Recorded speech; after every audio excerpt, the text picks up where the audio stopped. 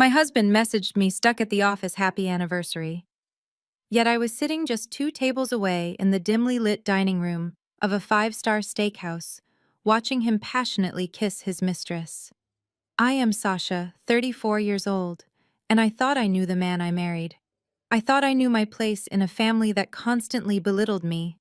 But the betrayal I witnessed that night was only the surface of a massive financial conspiracy designed to destroy me. Before I continue this story, let me know where you are watching from in the comments below. Hit like and subscribe if you have ever discovered a loved one plotting your downfall. You will definitely want to hear how I turned their trap into a federal prison sentence.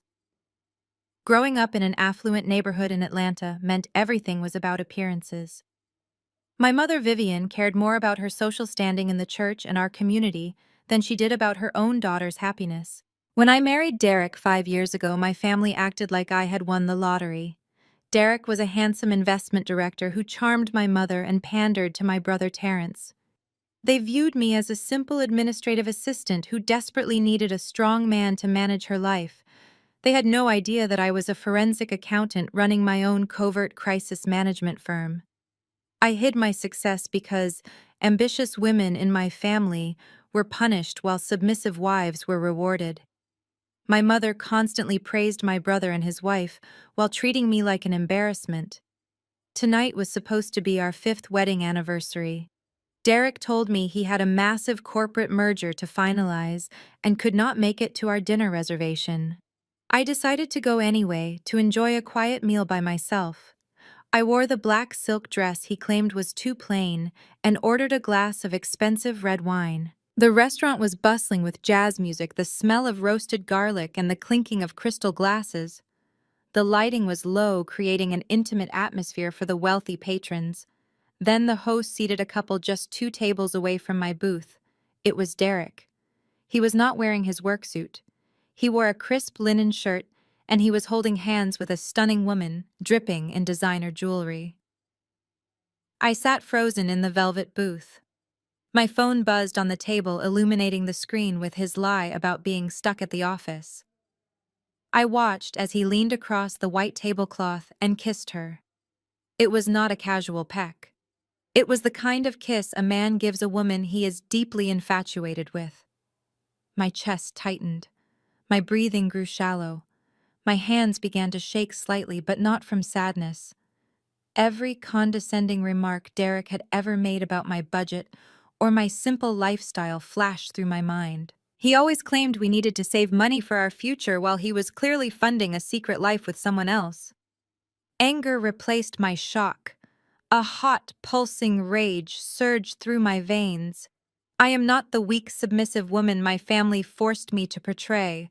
I refused to run to the bathroom and cry. I refused to go home and pack a bag. I wanted public humiliation.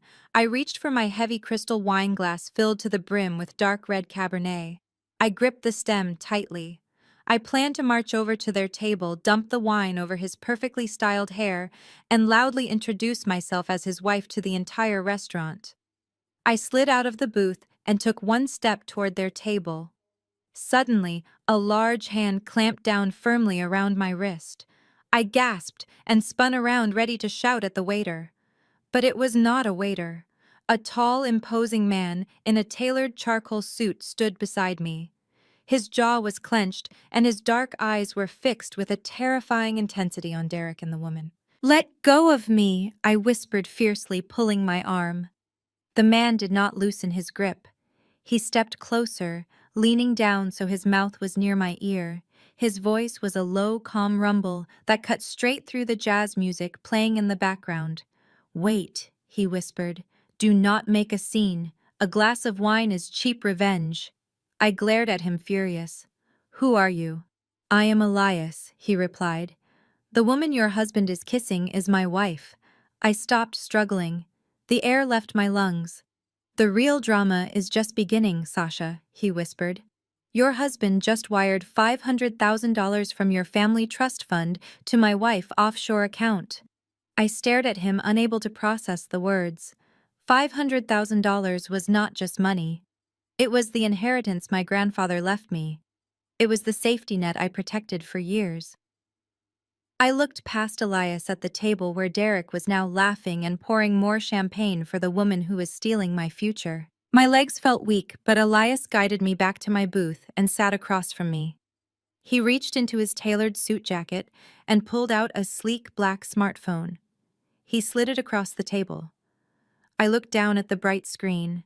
It was a secure banking application showing a completed wire transfer. The origin account was the family trust I set up 3 years ago. The destination account was an offshore holding company registered under the name Vanessa. My chest heaved as I realized the depth of the betrayal. Derek did not just cheat on me. He forged my signature and bypassed the security protocols I thought were impenetrable.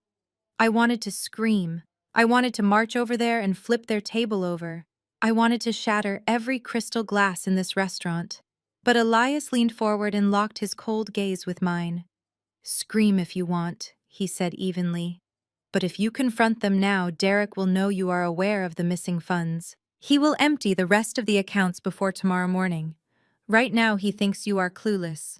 We need to keep it that way." I took a deep breath, forcing my racing heart to slow down. I looked at Elias. "Who are you exactly?"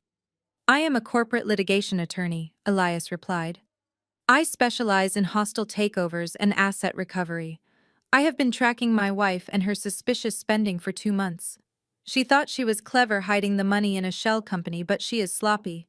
When I traced the incoming funds, I found your husband. And then I found you. But there is one thing I do not understand."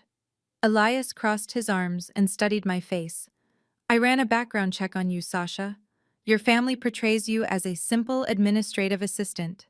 Your mother tells everyone in your community that you file paperwork for a logistics company. So how does a low-level admin assistant have sole access to a multi-million-dollar private trust fund? It does not make sense. You should not even know what an offshore holding company is." A bitter smile crossed my face. "My family has spent my entire life underestimating me. My mother Vivian worships my brother Terence because he is a man. She bends over backwards for my sister-in-law Chloe because she comes from old money. In my family, ambitious women are considered a threat. If I told them the truth, they would have demanded I fund my brother and his endless failed business ventures. So I let them believe I was just a quiet secretary making minimum wage. I let Derek play the role of the big, strong provider." I leaned across the table, matching the intensity in Elias' eyes.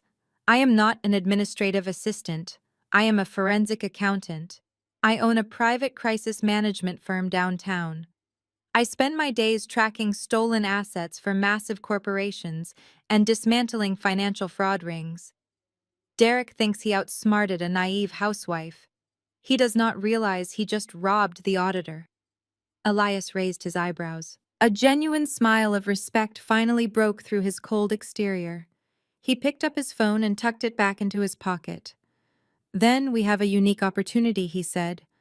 "I want my wife to leave this marriage with absolutely nothing, and you want your money back.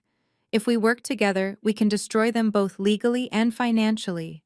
We can strip them of every asset and let them take the fall for federal wire fraud. But it requires you to play the devoted wife for a little longer. Can you do that?" I looked over at Derek one last time. He was kissing her neck. Any love I ever had for him evaporated, leaving behind only cold, calculated resolve. "I can play the part," I said.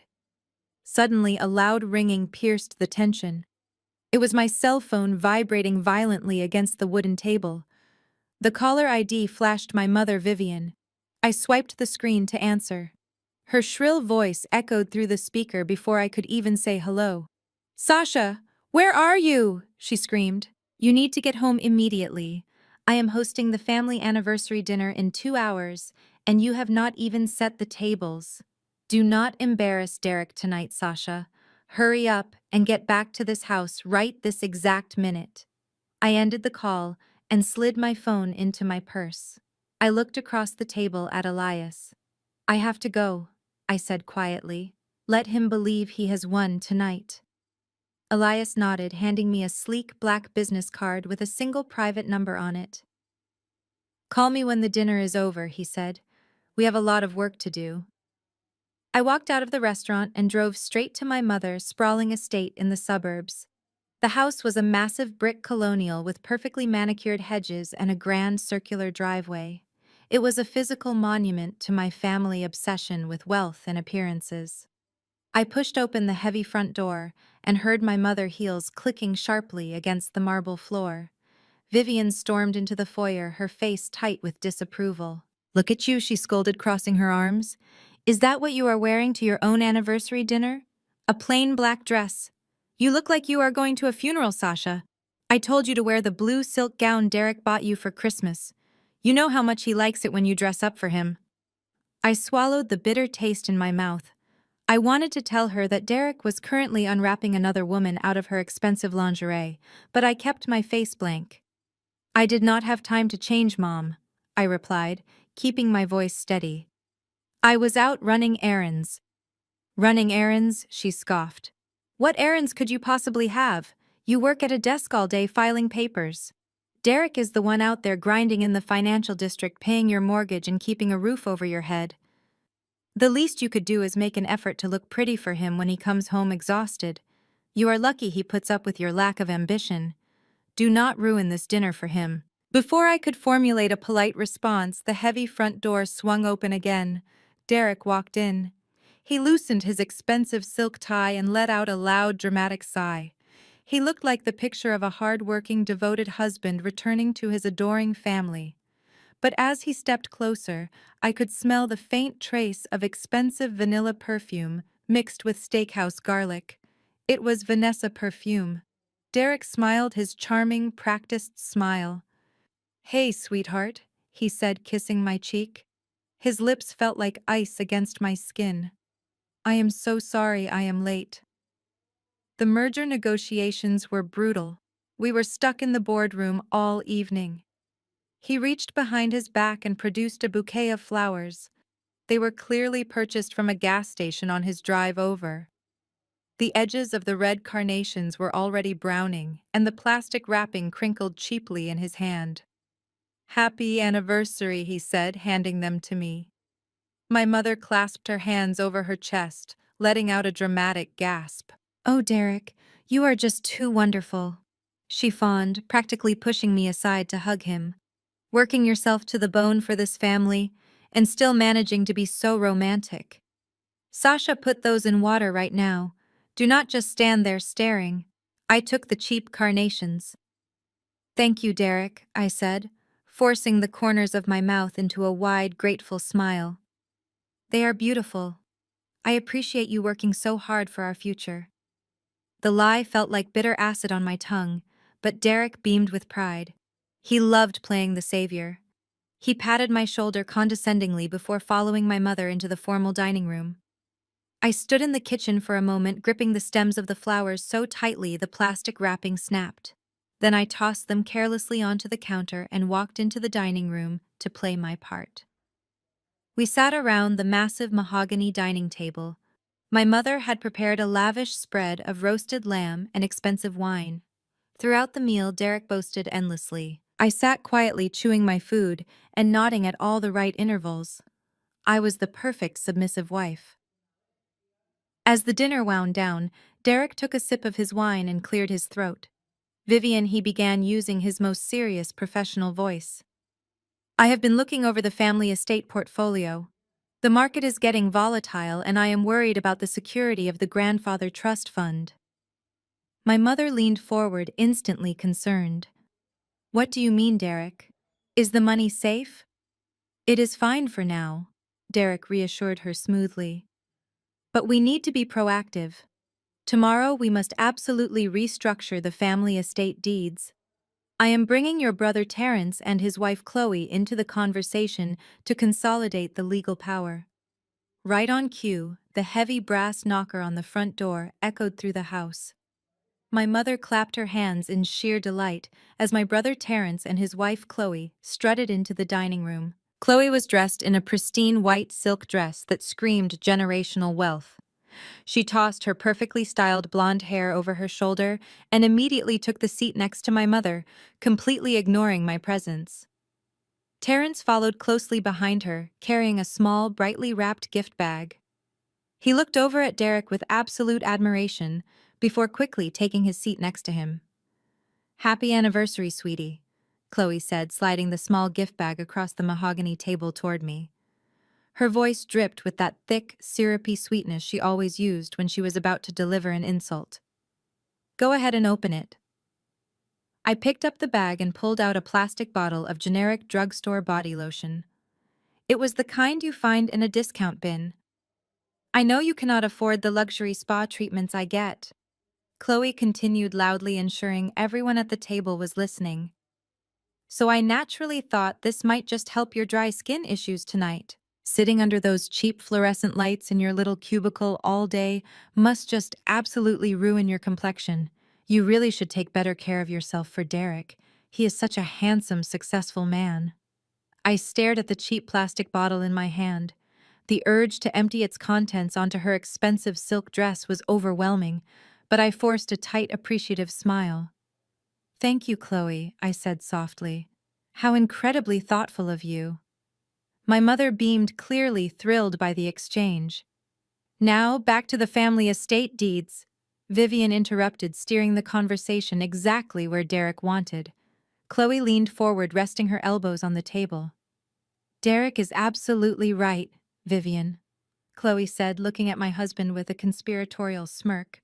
"The market is far too aggressive right now. Sasha, you really need to sign your portion of the grandfather trust over to Terrence and Derek. Men just handle investments so much better than we do.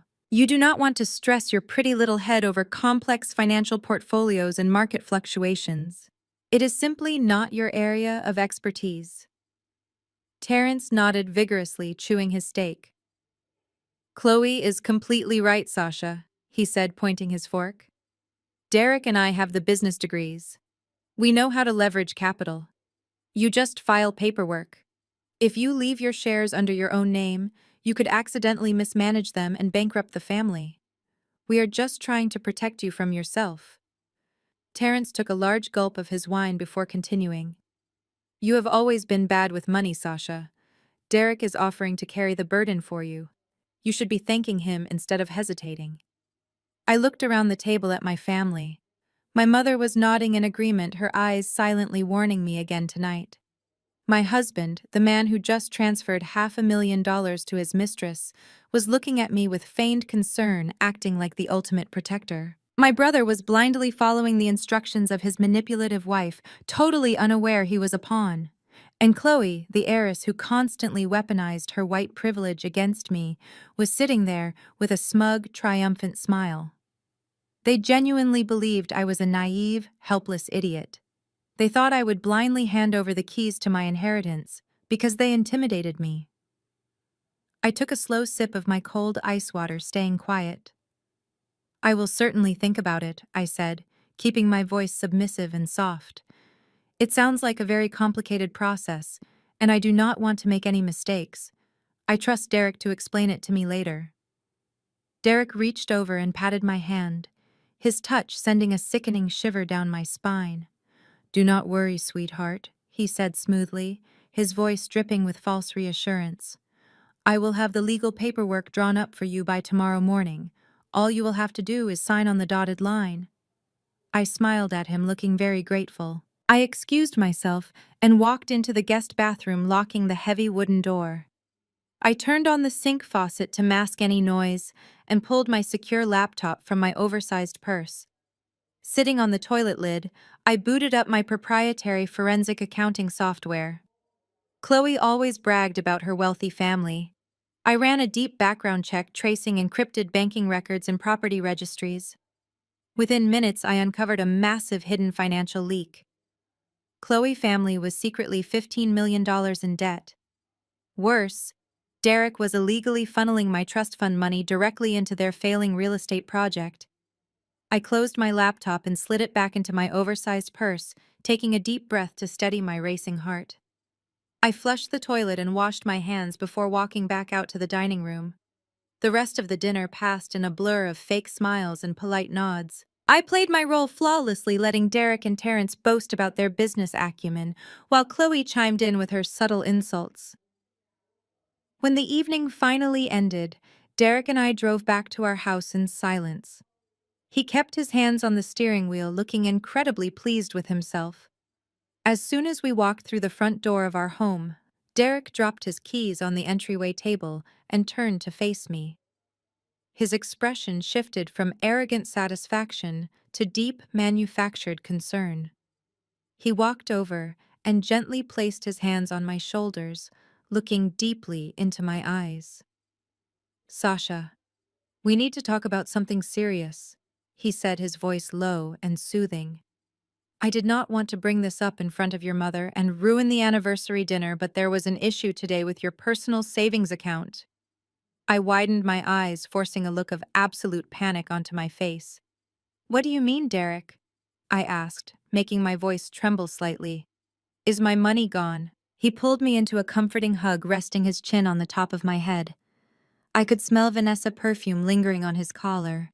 "Do not panic, sweetheart," he whispered, stroking my hair. "The bank flagged some highly suspicious activity on your account this morning. Someone tried to compromise your information. But because I monitor our finances so closely, I caught it immediately. I had to act fast to protect you, so I transferred all of your personal savings into a secure offshore holding account under my management. It is just for safekeeping until the bank clears the security breach. It took every ounce of self-control I possessed not to push him away and slap him across the face. He was staring right at me, lying with such practiced ease. He had stolen my money to fund his mistress and his sister-in-law bankrupt family, and now he was demanding my gratitude for it. "Oh my goodness, Derek," I breathed, leaning into his chest and clutching his shirt. "Thank you so much. I do not know what I would do without you looking out for me. You always know exactly how to handle these stressful situations. I would have been completely lost." He kissed my forehead, entirely convinced by my performance. "That is what a husband does, Sasha," he said proudly. "You just focus on relaxing. I will handle all the complicated banking issues. Why do you not go upstairs and get ready for bed? I need to make a few late-night calls for the merger." I nodded meekly and walked up the carpeted stairs to our master bedroom. As soon as I closed the bedroom door, I dropped the helpless wife act. My face hardened into stone. I walked into the walk-in closet, turned on the dim overhead light, and pulled out my secret phone. I immediately typed a secure message to Elias. "Derek just gave me his cover story," I typed quickly. "He claims my savings account was compromised, and he moved the funds for my own protection. He is feeling incredibly confident. Have you traced the exact destination of the offshore wire transfer yet?" I sat on the floor of the closet waiting. 2 minutes later, my screen illuminated with a reply from Elias. He sent a series of encrypted documents followed by a text message. "I just cracked the shell company my wife is using," Elias wrote.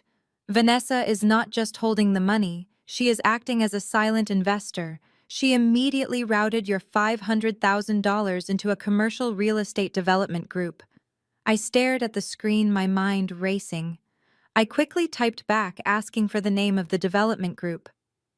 Elias' response came through a few seconds later, and it made my blood run cold. "It is the Oak Ridge Development Corporation," Elias replied.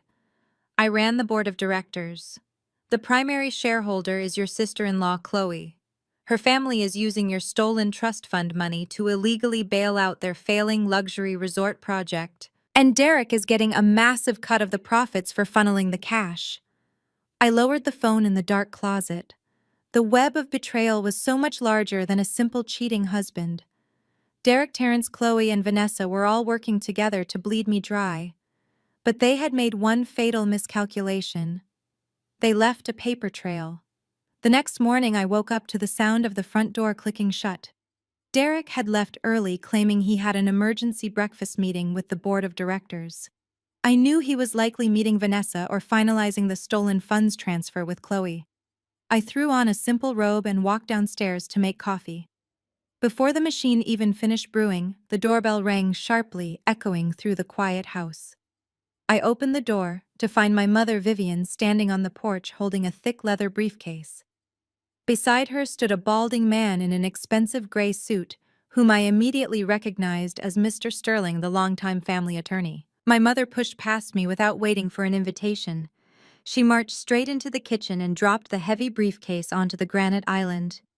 "Sit down, Sasha," she ordered, her voice carrying that familiar tone of absolute authority. "Mr. Sterling has cleared his entire morning schedule for us, and we do not have time to waste." I pulled my robe tighter around myself and sat on the tall bar stool, playing the role of the confused and intimidated daughter. "What is going on, Mom?" I asked, looking nervously between her and the lawyer. Mr. Sterling cleared his throat and popped the golden latches on his briefcase. He pulled out a thick stack of legal documents printed on heavy watermarked paper. He slid them across the granite counter toward me, along with a silver fountain pen. "As Derek discussed with you last night, the market is incredibly unstable right now," Mr. Sterling said, using the slow, patronizing tone people reserve for small children. "Your mother and your husband have agreed that it is in the best interest of the family estate to consolidate the voting rights of the grandfather trust. We just need your signature right here to transfer your proxy power to Derek and Terrence." I stared at the thick stack of papers. They were not just asking to manage the investments. Transferring my proxy power meant giving them the legal authority to liquidate the trust entirely without my consent. It was the final step they needed to legally drain every single penny I had left. I looked up at my mother. "Mom, I do not know about this," I said, letting my voice waver. "Grandpa left those shares to me specifically. Maybe I should have an independent accountant look over this first, just to be safe." Vivian slammed her hand down on the counter, making me jump. "Do not be ridiculous, Sasha." She snapped, her eyes flashing with anger. "You do not need an accountant. You have a husband who works in finance and a brother who knows how to run a business. You are acting incredibly selfish right now, and frankly, I am exhausted by your constant need to make things difficult." She leaned over the counter, glaring down at me. Her next words were chosen carefully, designed to hit every insecurity she had instilled in me since childhood. "Need I remind you of your little rebellious phase in your 20s, Sasha?" Vivian asked, her voice dripping with poison. "You vanished into the city. You embarrassed this family by refusing to marry the men we introduced you to, and you wasted years pretending you were independent while Terrence was actually building a legacy. We covered up your failures. Derek married you despite your lack of ambition. You owe this family, Sasha. You owe your husband. Do not sit here and pretend you know better than the men who are graciously trying to protect your future." I looked down at the documents, feeling a cold, calculating calm wash over me. She truly believed her emotional blackmail was working. She thought bringing up my 20s, my hidden years of secretly building a multi-million-dollar firm, would shame me into submission. Mr. Sterling tapped the silver pen against the paper. "Just sign on the dotted line, Sasha," he urged. "It will take 2 seconds, and then you can go back to worrying about your household chores." I reached out with a trembling hand and picked up the heavy silver pen. I let a single tear slide down my cheek for dramatic effect. "Okay, Mom," I whispered. "If you say this is what is best for the family, I will do it." I pressed the pen to the paper, but I did not use my standard legal signature. In the world of forensic accounting, there is a specific way to sign a document when you are being held under duress or coerced. I deliberately misspelled my own middle name, turning the letter E into a sloppy, looped A. I disconnected the first and last letters of my surname, breaking the continuous stroke required for biometric verification. To my mother and her corrupt lawyer, it looked like a messy signature from a crying woman. But to a federal judge and any competent auditor, it was an internationally recognized distress signal that immediately rendered the entire legal contract completely null and void. I pushed the signed papers back across the counter. Vivian snatched them up with a triumphant smile. "Good girl," she said, patting my cheek condescendingly. "I am glad you finally decided to be useful." I watched them walk out of my house carrying the useless documents. Instead of fighting, I had just handed them the exact rope they would use to hang themselves. As the heavy front door clicked shut behind my mother and her lawyer, I remained seated at the kitchen island. I heard the lock turn. A moment later, the door from the attached garage swung open. Derek walked in, followed closely by my sister-in-law, Chloe. He had lied about having a breakfast meeting. They had been waiting in his car the entire time just to make sure I actually signed the proxy documents. I slipped off the bar stool and quietly backed into the walk-in pantry, leaving the kitchen door slightly ajar. Derek tossed his keys onto the counter and let out a loud, arrogant laugh. "I told you she would do it," he gloated. Vivian played her perfectly. Bring up her past failures and Sasha folds like a cheap lawn chair every single time. She was practically crying when she signed it. Chloe laughed, a sharp, grating sound that echoed off the marble countertops. "God, she is so incredibly stupid," Chloe mocked. "I honestly thought she might put up a fight when she mentioned getting an accountant. But she really believes you are just trying to protect her little nest egg." "How much is the total liquidation value, Derek?" "With the proxy power, I can drain the remaining 3.5 million by Friday," Derek replied smoothly. "I will wire the first installment to the Oak Ridge account this afternoon, so your family can pay off the zoning inspectors. Then I will funnel the rest through Vanessa Shell Company." Chloe sighed dramatically. Good. My father was starting to panic. If the bank foreclosed on the Hamptons estate, the sheer social embarrassment would literally kill my mother. Just keep playing the devoted husband, Derek. A few more days, and we never have to deal with your pathetic little wife again. I stood in the dark pantry listening to them celebrate my financial ruin. My hands were not shaking. I did not feel the urge to cry. I felt a cold, absolute clarity. They were completely blinded by their own arrogance. I waited until they walked into the living room to pour themselves celebratory drinks. Then I slipped out the back door, walked to my car, and drove straight to the financial district downtown. My secret office was located on the 30th floor of a sleek glass skyscraper. The frosted glass doors bore the discreet logo of my crisis management firm. I walked past the reception desk, ignoring the surprised look of my assistant. I had not been in the office for 3 days. I strode directly into the main conference room and activated the frosted privacy glass. I called in my top 3 forensic auditors. "Drop every other client case right now," I ordered as they took their seats. "I need a complete asset teardown on the Oak Ridge Development Corporation. I want every bank statement, every offshore account, and every shell company linked to their board of directors. Dig into their private debt structures, find the bleeding wound."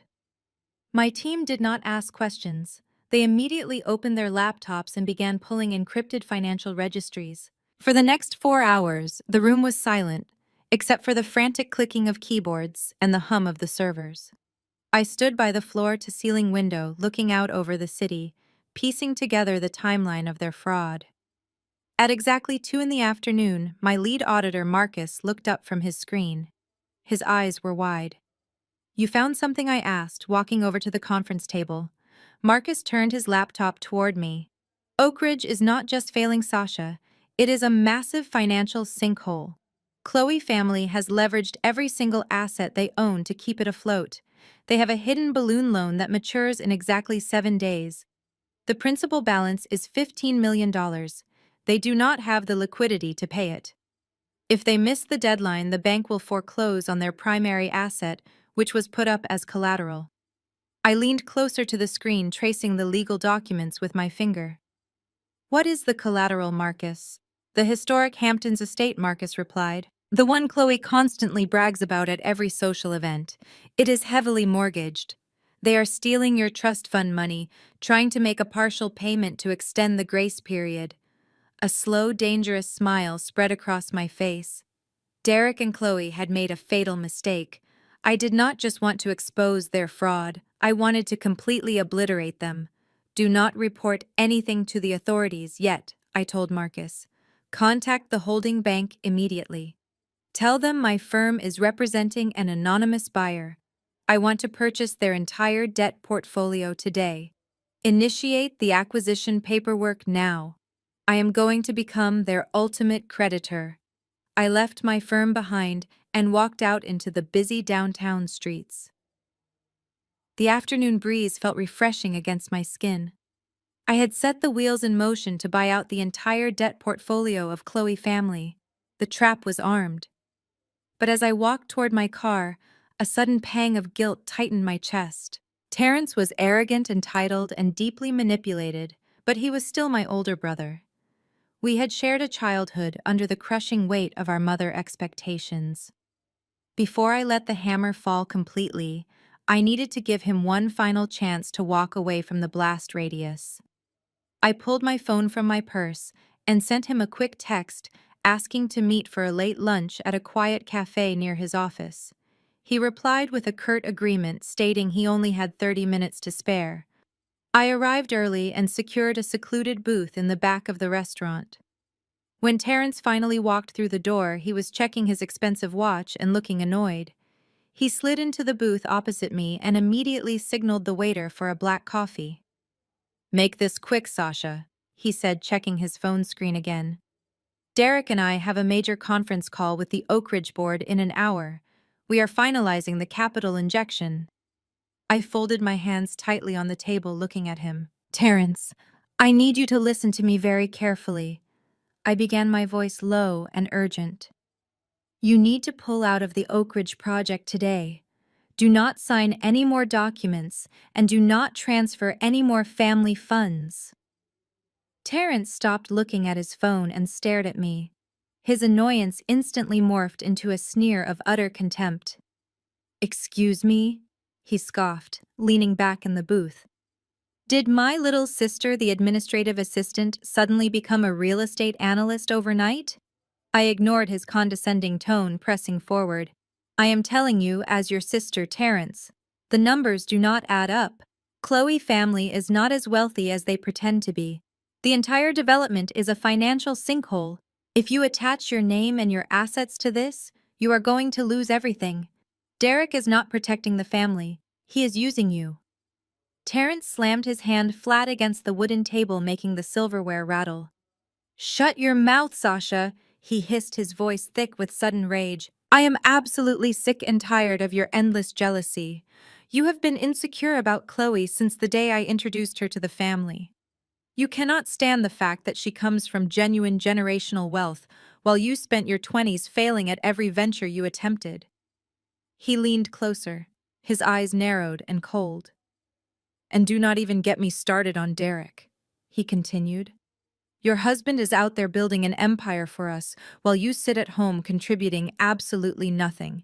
You are a bitter, ungrateful woman. Mom warned me you might try to sabotage this deal because you cannot handle seeing me succeed. You are exactly who she said you were."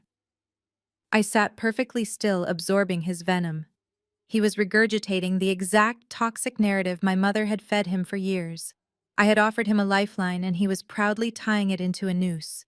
I looked at the man sitting across from me and realized my brother was gone. He was nothing more than a puppet for my mother and a cash cow for his racist wife. "I will not warn you again, Terrence," I said softly, my voice devoid of any remaining warmth. "When this collapses, it is going to take down everyone involved." Terrence let out a loud, arrogant laugh that drew the attention of the nearby tables. "Nothing is going to collapse, Sasha," he mocked, shaking his head. "In fact, I am so confident in Derek and Chloe that I just made the biggest move of my career this morning." He picked up his coffee cup, taking a slow, deliberate sip before setting it down with a smug, triumphant smile. "I just took out a second mortgage on my own house," he revealed proudly. "I pulled out every drop of equity I have and wired an additional $800,000 directly to Derek for the project. By next month, I will be a millionaire, and you will still be begging your husband for an allowance." I just stared at him in absolute silence. He had just handed Derek and Vanessa almost $1 million of his own money. The trap was no longer just going to catch my husband and my sister-in-law. My brother had walked right into the trap and locked the door behind himself. I left the cafe and walked to my car, feeling a strange mix of pity and absolute resolve. Terrence had made his choice. As I unlocked my car door, my secure cell phone vibrated violently in my purse. I pulled it out and saw Elias' name flashing on the encrypted screen. I answered immediately. "We have a massive escalation," Elias said, his voice tight with an urgency I had not heard before. "Where are you right now?" "I am getting into my car," I replied, locking the doors as I sat in the leather driver's seat. "What happened?" Elias let out a heavy breath. "Derek did not just move the $500,000 from your trust fund, Sasha." I dug deeper into the Oak Ridge Development financial records.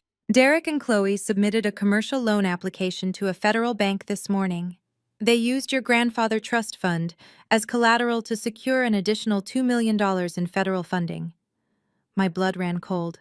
I gripped the steering wheel so tightly my knuckles turned white. They cannot use the trust as collateral without my direct authorization. I said, my mind racing through the legal parameters. "I signed a proxy for management, not a full collateral release." "I know," Elias replied grimly. "That is why Derek forged your signature on the federal loan application. I have a digital copy of the submitted paperwork. He copied the signature from your proxy documents and pasted it onto the federal forms." I sat in the quiet parking lot, absorbing the magnitude of what Elias had just revealed. This was no longer a simple case of a cheating husband hiding assets in a messy divorce. This was a direct violation of federal banking laws. Forging a signature on a document submitted to a federally insured financial institution is a felony. Derek had just crossed the line from a manipulative cheat to a federal criminal facing decades in prison. And Chloe was listed as the primary beneficiary of the fraudulent loan, making her a direct accomplice to bank fraud. My brother was now financially tied to an active criminal conspiracy. "I need to see the documents," I told Elias, my voice dropping to a low, steady whisper. "Where can we meet that is completely secure?" Elias gave me the address to a private underground vault facility owned by his corporate law firm. I started the engine and drove across the city, making sure I was not being followed. I navigated through the busy downtown traffic, my mind calculating every legal angle of the impending fallout. I pulled into the dimly lit subterranean parking garage and found Elias waiting for me by a heavy steel door. He swiped a secure key card and led me down a narrow hallway into a soundproof, windowless conference room. The large mahogany table was covered in printed financial logs, bank statements, and printed emails. Elias handed me a thick manila folder. I opened it and stared at the loan application. There it was. My name signed at the bottom of the last page. But Derek had made a catastrophic error. He had traced the exact signature I used on the proxy documents that morning. He copied the misspelled middle name and the broken surname. He literally copied my forensic distress signal onto a federal bank loan application. I let out a sharp, genuine laugh, dropping the heavy paper onto the table. "He is going to federal prison," I said, looking up at Elias. "They all are. They practically handed us the indictments on a silver platter." Elias nodded, leaning against the edge of the table, his arms crossed. "We have enough hard evidence to bury them," he agreed.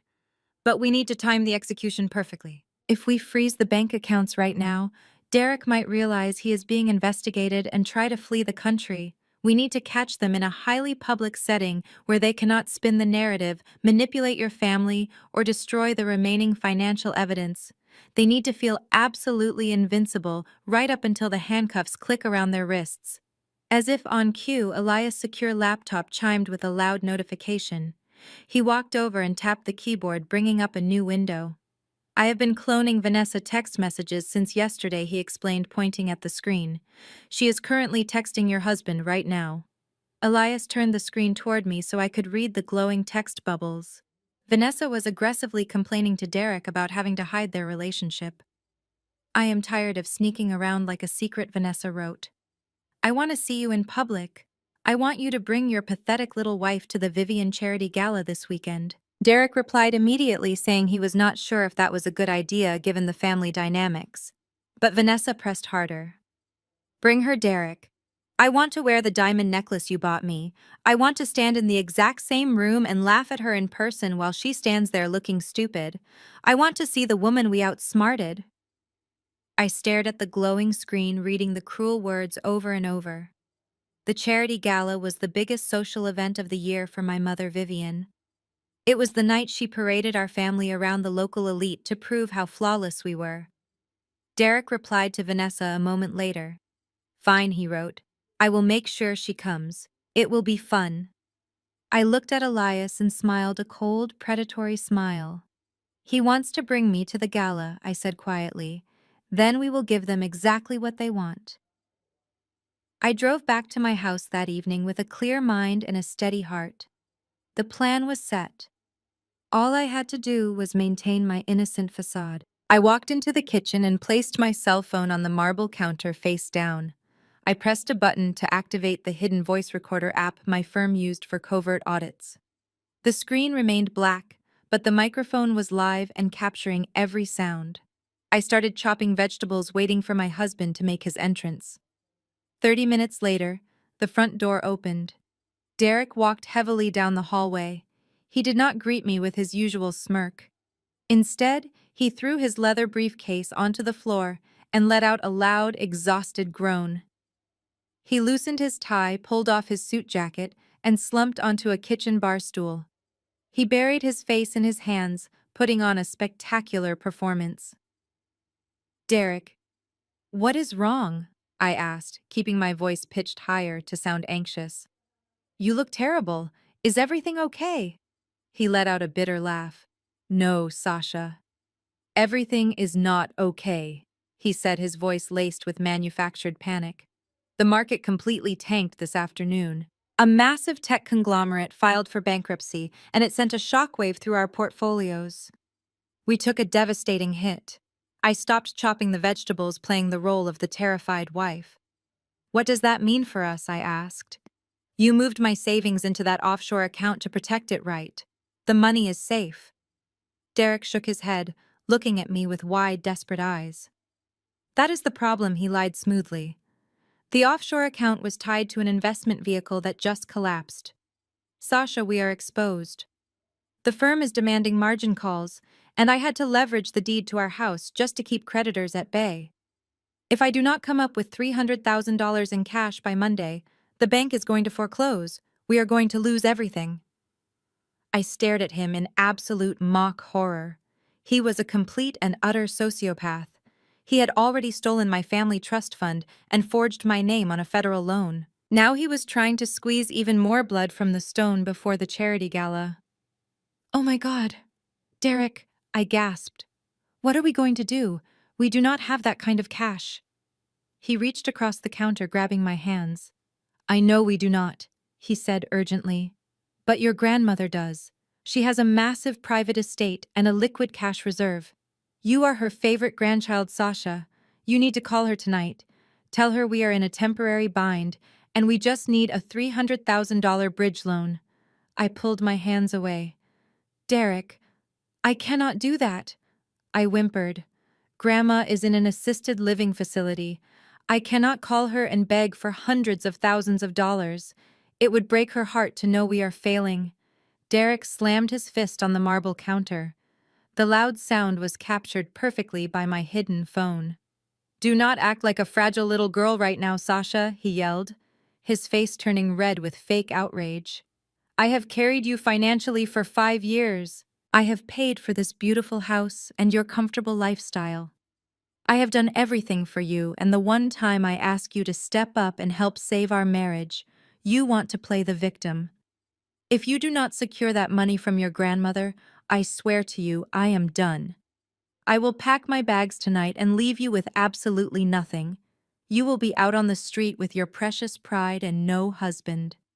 He was actually threatening to abandon me if I did not help him steal from an elderly woman. The recording app caught every single threat. Okay, Derek. I cried softly, wiping my eyes. Please do not leave me. I will call her tomorrow morning.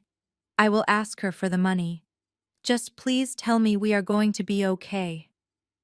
Derek instantly softened his face, relaxing into a smug, victorious smile. He walked around the counter and pulled me into a hug. Good girl, he whispered, kissing the top of my head. I knew I could count on you. We are going to be just fine. I buried my face in his chest to hide my own smile. He thought he had just secured another payout. He had no idea that my grandmother had legally transferred every single asset she owned directly into my private name 3 years ago. There was absolutely no money for him to steal because I already owned it all. The next morning, Derek left for work feeling completely victorious. He genuinely believed he had successfully extorted another $300,000 from me. I let him kiss my cheek, playing the devoted wife. Once his car disappeared down the street, I dropped the act and quickly got dressed. The charity gala was only 2 days away, and I needed a powerful dress. I drove downtown to an exclusive designer boutique known for dressing the city elite. The store was quiet and smelled of expensive leather. I was browsing through dark emerald silk gowns when someone intentionally shoved their shoulder hard into my back.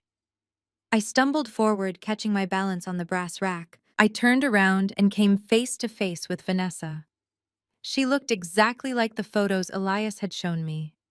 She wore a tight crimson dress that demanded attention, and her dark hair fell in perfect waves. She did not apologize. Instead, she looked me up and down with a condescending sneer. "Watch where you are standing," she snapped loudly. "Though looking at what you are holding, I suppose you do not belong in this section anyway. That gown is far too expensive for a simple secretary. You should try the discount rack in the back." I kept my expression perfectly neutral. She knew exactly who I was and deliberately tried to provoke me into a public screaming match. She wanted me to act like a crazy, jealous wife to play the victim. I refused to give her satisfaction. "Thank you for the advice," I said politely, keeping my voice calm and measured. "But I think I will stick with this emerald silk." Vanessa scoffed, flipping her dark hair. "Suit yourself," she mocked. But some women just do not know how to keep their men interested. They let themselves fade into the background, while real women get treated like absolute royalty. She stepped closer deliberately, thrusting her chest forward, so I saw what rested against her collarbone. My eyes fell on the jewelry and my breath hitched. It was a massive custom diamond necklace. The central stone was a flawless teardrop cut surrounded by smaller crushed diamonds. I recognized the piece immediately. It was a signature creation from an exclusive European jeweler. The retail price was exactly $150,000. Derek had used my stolen trust fund to buy his mistress a glittering trophy, and she was wearing it to taunt me. "That is a truly stunning necklace," I said, forcing a warm, admiring smile. "The craftsmanship is absolutely exquisite. Your partner must be incredibly generous." Vanessa smiled a nasty, triumphant grin. She thought I was completely clueless. "He is incredibly generous," she bragged, touching the diamonds. "He tells me I am the only woman who deserves the best. He says his actual wife is entirely useless and practically begs him for an allowance." I nodded slowly, acting thoroughly impressed. "Well, he certainly has wonderful taste in jewelry," I replied. "Though if you do not mind me saying, it looks like the setting caught a makeup smudge. It would be a tragedy to wear such a flawless piece without it catching the light perfectly." Vanessa frowned immediately, pulling out a pocket mirror to inspect her chest. The store manager walked over, drawn by our voices. "Oh, we offer complimentary steam cleaning for fine jewelry while our clients shop," the manager offered with a polite smile. "I would be happy to shine that up for you, miss." Vanessa unclasped the necklace with an arrogant wave and dropped it onto the velvet display tray. "Make it quick," she ordered the manager. "I have a very busy schedule today." The manager nodded and turned toward the glass counter. Vanessa became distracted by a rack of expensive fur coats, turning her back to me. This was my window. I walked casually over to the glass counter, pretending to look at designer watches. The manager set the necklace down on the velvet mat to turn on the steam machine. I smoothly pulled my cell phone from my purse, pretending to check a message. I hovered the camera lens directly over the heavy gold clasp. I zoomed in on the microscopic engraving and snapped a high-resolution photo of the serial number. The camera clicked softly, blending into the background music. I quickly slipped the mobile phone back into my heavy leather bag, just as the busy store manager picked the expensive diamond necklace back up from the mat. Vanessa was still admiring her own beautiful reflection in the full-length mirror, remaining completely oblivious to my actions. She truly thought she was successfully humiliating me today, but she had just handed me the final piece of physical evidence the authorities needed to lock Derek away for a decade. I left the luxury boutique with a triumphant smile playing on my lips. As soon as I was safely inside my car, I forwarded the high-resolution photograph of the serial number directly to Elias. He replied within seconds, confirming it matched the exact piece of jewelry Derek purchased with the stolen trust fund money. The final nail in Derek's coffin was officially secured. But I did not have time to celebrate just yet. It was Saturday afternoon, and my mother Vivian was hosting a lavish family cookout at her sprawling suburban estate. I drove to my mother's house and parked behind Terrence's expensive sports car. I walked through the side gate into the massive backyard. The smell of smoked brisket and grilled cedar plank salmon filled the warm afternoon air. My mother had hired a catering staff, but she was still hovering over them, barking orders to ensure everything looked perfect for the country club friends she had invited. Derek was already there, holding a craft beer and laughing loudly with Terrence on the limestone patio. I walked over to the shaded lounge area where my sister-in-law Chloe was holding court. She was lounging on a pristine white outdoor sofa, wearing a wide-brimmed sun hat and an oversized designer cover-up. She was completely surrounded by my wealthy church friends, holding a glass of chilled rose and speaking in her loud theatrical voice. "Oh, we are just so exhausted from the city life," Chloe bragged, waving her manicured hand dismissively. "Terrence and I are planning to spend the entire month of August at my family historic estate in the Hamptons. It has been in my family for 4 generations. The property taxes alone are an absolute nightmare, but you simply cannot put a price on that kind of generational legacy and private beach access." The older women nodded in awe, completely enamored by her display of old money wealth. I took a seat on the edge of a nearby wicker chair, crossing my legs and smiling pleasantly. "It truly is a beautiful property, Chloe," I said smoothly, making sure my voice carried over the light jazz music playing from the outdoor speakers. "But I imagine maintaining a legacy property like that must be incredibly stressful right now, especially with the current commercial lending rates fluctuating so aggressively." Chloe paused, her glass of rose hovering near her lips. She looked at me with a mixture of annoyance and confusion. "It is fine, Sasha," she scoffed. "Real wealth does not worry about minor interest rate fluctuations." I leaned forward, resting my elbows on my knees. I adopted an expression of innocent curiosity. "Oh, absolutely," I agreed. "But I was reading an interesting article about legacy estates in that specific area. Apparently, many old money families fell into the trap of using their historic properties to secure commercial real estate ventures. They take out massive balloon loans with mezzanine debt structures. And when those commercial properties fail to generate revenue, the bank simply triggers a collateral default." I watched the color completely drain from Chloe's face. The smug, arrogant smile vanished instantly, replaced by a look of stark, terrifying realization. She stared at me, her mouth slightly open. "It is just so tragic." I continued, shaking my head in mock sympathy.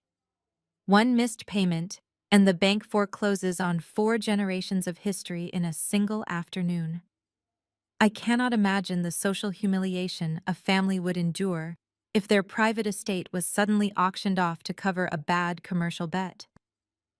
Chloe's knuckles turned stark white as she gripped the stem of her wine glass. She knew I was perfectly describing her exact financial crisis. She looked around frantically to see if the other women understood the specific terminology I had just used. Luckily for her, the older women simply looked bored by the financial jargon. Chloe quickly recovered her posture, though her breathing was noticeably faster. She forced a harsh laugh, trying to regain her footing and reassert her dominance. "Well, it is a good thing my family has top-tier financial advisors," she snapped, her voice trembling slightly. "Not that a simple office secretary would understand how multi-million-dollar assets are actually managed." "Speaking of being useful, Sasha, my glass is empty." Why do you not go over to the catering tent and fetch me another pour of rose, and bring a tray of appetizers for the guests? You always were so good at serving others. She glared at me, waiting for me to submit. I smiled warmly and stood up from my chair. Of course, Chloe, I replied cheerfully. I will get that right away. As I turned to walk toward the catering tent, my phone vibrated heavily in my pocket. I pulled it out and looked at the glowing screen. It was an encrypted notification from my lead auditor, Marcus. The bank transfer cleared Sasha. The debt acquisition is finalized and legally binding. You are now the sole owner of the Oak Ridge Development financial portfolio. I stopped walking and looked back over my shoulder at Chloe, who was nervously sipping the last drop of her wine. I just smiled. I legally owned the banknote to her family historic estate. I held her entire world in the palm of my hand. I left the family cookout shortly after that exchange, claiming I had a terrible migraine. My mother rolled her eyes and told me not to ruin Derek's afternoon, but I did not care. I drove straight from the sprawling suburbs to the sleek steel high-rise where my private wealth manager kept his office. The city was quiet on a Saturday afternoon, but my financial team was always on call for me. I walked into the glass-walled conference room where my manager David was already waiting with a thick stack of finalized legal contracts. "Have a seat, Sasha," David said, pushing the documents across the polished mahogany table. I reviewed the final terms of the Oak Ridge Development debt acquisition. You now legally hold the primary note on the $15 million balloon loan. I sat down and picked up the heavy paperwork scanning the financial terms. So when they default next week, what exactly is my legal leverage? I asked, keeping my voice strictly professional. David smiled a sharp, calculating smile. Because they use the Hamptons estate as direct collateral, you bypass the standard foreclosure waiting periods, he explained. The contract includes an immediate liquidation clause. The second they miss the midnight deadline on Friday, you have the absolute legal authority to seize the property and evict the occupants within 24 hours. You do not even have to take them to court. You are the bank now, Sasha. I nodded slowly, feeling a deep sense of satisfaction. Chloe had spent years terrorizing me with her old money arrogance, and now her entire identity belonged to a simple office secretary. But I was not finished. David, I need you to execute Phase 2, I said, sliding the documents back to him. I need you to place a hard lock on the grandfather trust fund immediately. Freeze every single asset and block any outgoing wire transfers or physical checks. David frowned, looking slightly concerned. Sasha, if I place a hard lock on that account, any pending transactions will bounce instantly. It will trigger automated fraud alerts across the banking network. I looked him dead in the eye. That is exactly what I want, David. Do it now. David did not ask any more questions. He turned to his secure terminal and typed a series of commands. Within 30 seconds, he hit the enter key and locked the entire trust. The trap was fully armed. Derek had initiated massive wire transfers to Vanessa's offshore account and written heavy checks to Terrence for the fake real estate project. He thought he was moving millions of dollars under the radar. But with the trust fund frozen, every single one of those transactions was about to hit a solid brick wall. The checks would bounce, the wires would fail, and the federal banking system would immediately flag his forged signature for investigating. I thanked David and left the towering office building feeling lighter than I had in years. I drove back to my house and decided to cook a nice dinner. I roasted chicken and prepared a salad, playing the role of the perfect domestic wife. I wanted to be standing right there in the kitchen when Derek's carefully constructed world began to crumble. Derek arrived home a few hours later. He walked into the kitchen carrying his leather briefcase and smelling like expensive scotch. He kissed my cheek and poured himself a glass of water, looking incredibly relaxed. "Dinner smells amazing, sweetheart," he said, leaning against the marble island. "You really know how to take care of me." I smiled warmly, pulling the roasted chicken from the oven. "Only the best for my hard-working husband," I replied. We sat down at the dining table, and Derek began talking enthusiastically about his upcoming promotion. He bragged about his financial genius and how he was securing our future. I nodded along, taking small bites of my food. Suddenly, his cell phone buzzed loudly on the wooden table. He glanced at the screen and frowned slightly. He silenced it and went back to eating. 10 seconds later, it buzzed again. Then again. It was a relentless, continuous vibration. Derek let out an annoyed sigh and picked up the phone. "Sorry, Sasha," he muttered. "It is probably just Terrence panicking over some minor paperwork." He swiped the screen to read the text messages. I watched over the rim of my wine glass as the color rapidly drained from his face. His arrogant posture collapsed. His mouth opened in silent shock. "Is everything okay, Derek?" I asked, looking at him innocently. He did not answer me. His phone began ringing out loud. He stared directly at the caller ID in absolute horror. It was his primary bank. Derek's secret financial accounts were rapidly freezing one by one. Derek stared at the glowing screen, his face entirely devoid of color. He stood up so quickly, his heavy wooden dining chair scraped loudly against the hardwood floor. The wine in his glass sloshed over the rim, staining the pristine white tablecloth. He did not say a single word to me. He just turned and practically ran out of the dining room, clutching his phone to his ear. I sat calmly at the table, slicing a piece of roasted chicken. I could hear his muffled voice echoing from the downstairs office. He was shouting at a banking representative, demanding to know why his access was completely denied. He sounded frantic, completely stripped of his usual arrogant composure. He begged the person on the other end of the line to bypass the security freeze, but the automated protocols I initiated were ironclad. The frozen trust fund was already suffocating him. He was discovering that the massive financial safety net he relied on to fund his secret life was completely gone. Before I could even finish my meal, the front doorbell rang aggressively. It was not a polite chime, but a rapid succession of rings that signaled extreme impatience. I wiped my mouth with a linen napkin and walked slowly to the foyer. When I opened the heavy front door, my mother Vivian stormed inside before I could even greet her. She was wearing a tailored designer suit, holding a thick binder filled with seating charts and vendor contracts for the charity gala. She had obviously come over to finalize the evening schedule, but she stopped dead in the middle of the hallway. She could hear Derek shouting frantically in the office down the hall. Vivian turned her sharp gaze toward me, her eyes narrowing with instant judgment. "What on earth is going on in this house?" she demanded, pointing a manicured finger toward the office door. "Why is your husband screaming at someone on the phone like a madman?" I kept my expression perfectly innocent and slightly worried. "I do not know, Mom," I replied softly. We were just sitting down to eat dinner and his phone started ringing uncontrollably. He looked completely panicked when he saw the caller ID.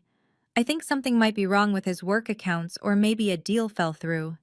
Vivian did not march down the hall to check on her precious son-in-law. She did not express any concern for our financial well-being or ask if we were in any kind of trouble. Instead, she turned her entire body toward me, her face twisting into a mask of pure resentment. She stepped closer, invading my personal space. "This is your fault, Sasha," she hissed, her voice dripping with venom. "You are stressing him out." I blinked, pretending to be shocked by the ridiculous accusation. "My fault?" I asked, my voice trembling slightly. "How is this my fault, Mom? I just cooked him dinner and asked about his day." Vivian slammed her heavy binder down onto the entryway table, making a loud, echoing crack. "Do not play dumb with me," she snapped. "You have been walking around with this miserable attitude all week. You drag your feet when he asks you to sign simple family documents. You make him carry the entire financial burden of this household while you sit back and complain. Derek is a brilliant man managing millions of dollars. He is trying to build a massive legacy for our family, and you are constantly undermining his confidence with your pathetic insecurities. He is probably having a panic attack right now because he knows he has a completely useless wife dragging him down." I stood silently in the hallway, letting her toxic words wash over me. It was absolutely incredible. My husband was currently melting down because he was a federal criminal whose stolen funds had just been seized by the authorities, and my mother still found a way to blame me. Her internalized misogyny and obsession with social appearances blinded her to the very obvious truth standing right in front of her. Vivian crossed her arms over her chest, delivering her final, crushing ultimatum. "The charity gala is tomorrow night," she said, her tone cold and absolute. "Half the city elite will be there. The board of directors, the local politicians, and the church elders. I will not have you embarrass me or your brother in front of our community. I want you to go into that office right now, get on your knees, and apologize to your husband for whatever stress you have caused him today." She leaned in so close I could smell her heavy, expensive perfume. "And let me make one thing perfectly clear, Sasha," she whispered maliciously. "If you do not walk into that ballroom tomorrow night smiling and acting like a supportive black wife, I will personally take the microphone and disown you in front of the entire room. I will make sure everyone knows you are a bitter, ungrateful failure who ruined her own marriage. You will be cut out of this family forever. Do you understand me?"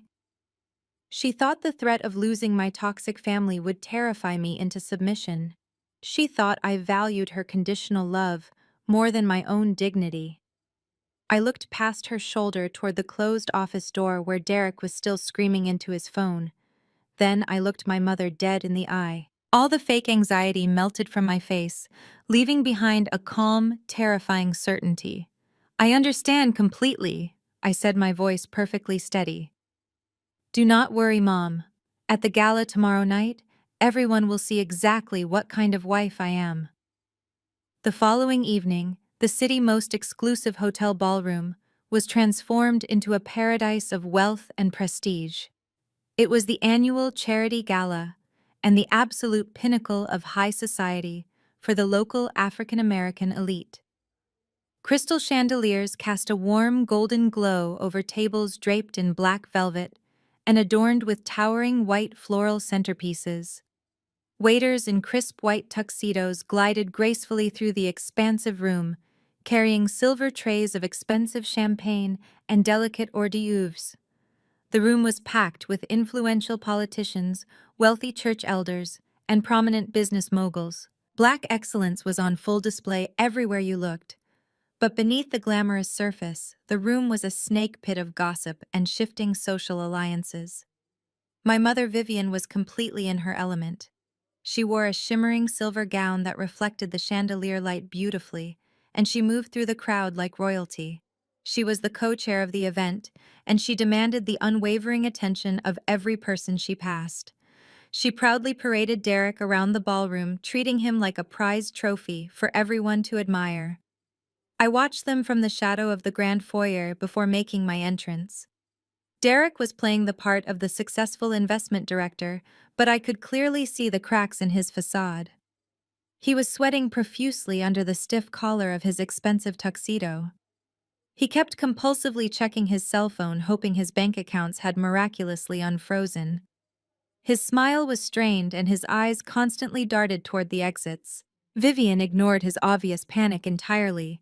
She dragged him toward a circle of wealthy donors loudly bragging about his financial genius and the massive legacy he was building for our family. Terrence and Chloe stood right beside them, soaking up the residual praise. Chloe wore a conservative pearl-colored dress, trying to project her fake old money aesthetic. She laughed loudly at every joke, clinging to my brother's arm and acting like they owned the entire city. They were a perfect portrait of a toxic, deeply corrupt family standing together on a fragile foundation of stolen money. I did not ride to the gala with Derek. I told him earlier that afternoon I needed more time to get ready and would take a private car. He was too distracted by his collapsing financial web to argue with me. When I finally stepped out of the shadows and stood at the top of the grand staircase, the ambient chatter in the immediate area noticeably dropped. I was not wearing the conservative pale blue dress my mother had ordered me to wear. I had completely shed my plain Jane disguise forever. I wore the custom emerald silk gown I purchased from the boutique. It draped perfectly over my figure, radiating quiet, immense power. My hair was styled in sleek, elegant waves cascading over my bare shoulders. I wore no heavy makeup, just a sharp red lip that contrasted beautifully with my dark skin. I did not look like a timid administrative assistant. I did not look like a woman who needed an allowance from her husband. I looked like a woman who could buy the entire hotel and fire everyone inside it. I walked slowly down the sweeping carpeted staircase. Heads turned rapidly as I passed. Whispers rippled through the crowd of wealthy guests. My mother stopped talking mid-sentence as I approached their circle. Her jaw practically unhinged in shock. She expected a submissive daughter dragging behind her husband, but she was looking at a powerhouse. Derek stared at me in absolute shock. As I stepped into the light, he physically recoiled slightly. He looked at the expensive emerald silk and his eyes widened with confusion and sudden fear. He stepped forward and grabbed my arm, trying to assert his usual physical dominance to ground himself. "What are you wearing, Sasha?" he hissed under his breath, his fingers digging into my skin. "Where did you get that dress? How did you pay for it?" I looked down at his hand, and then up into his terrified eyes.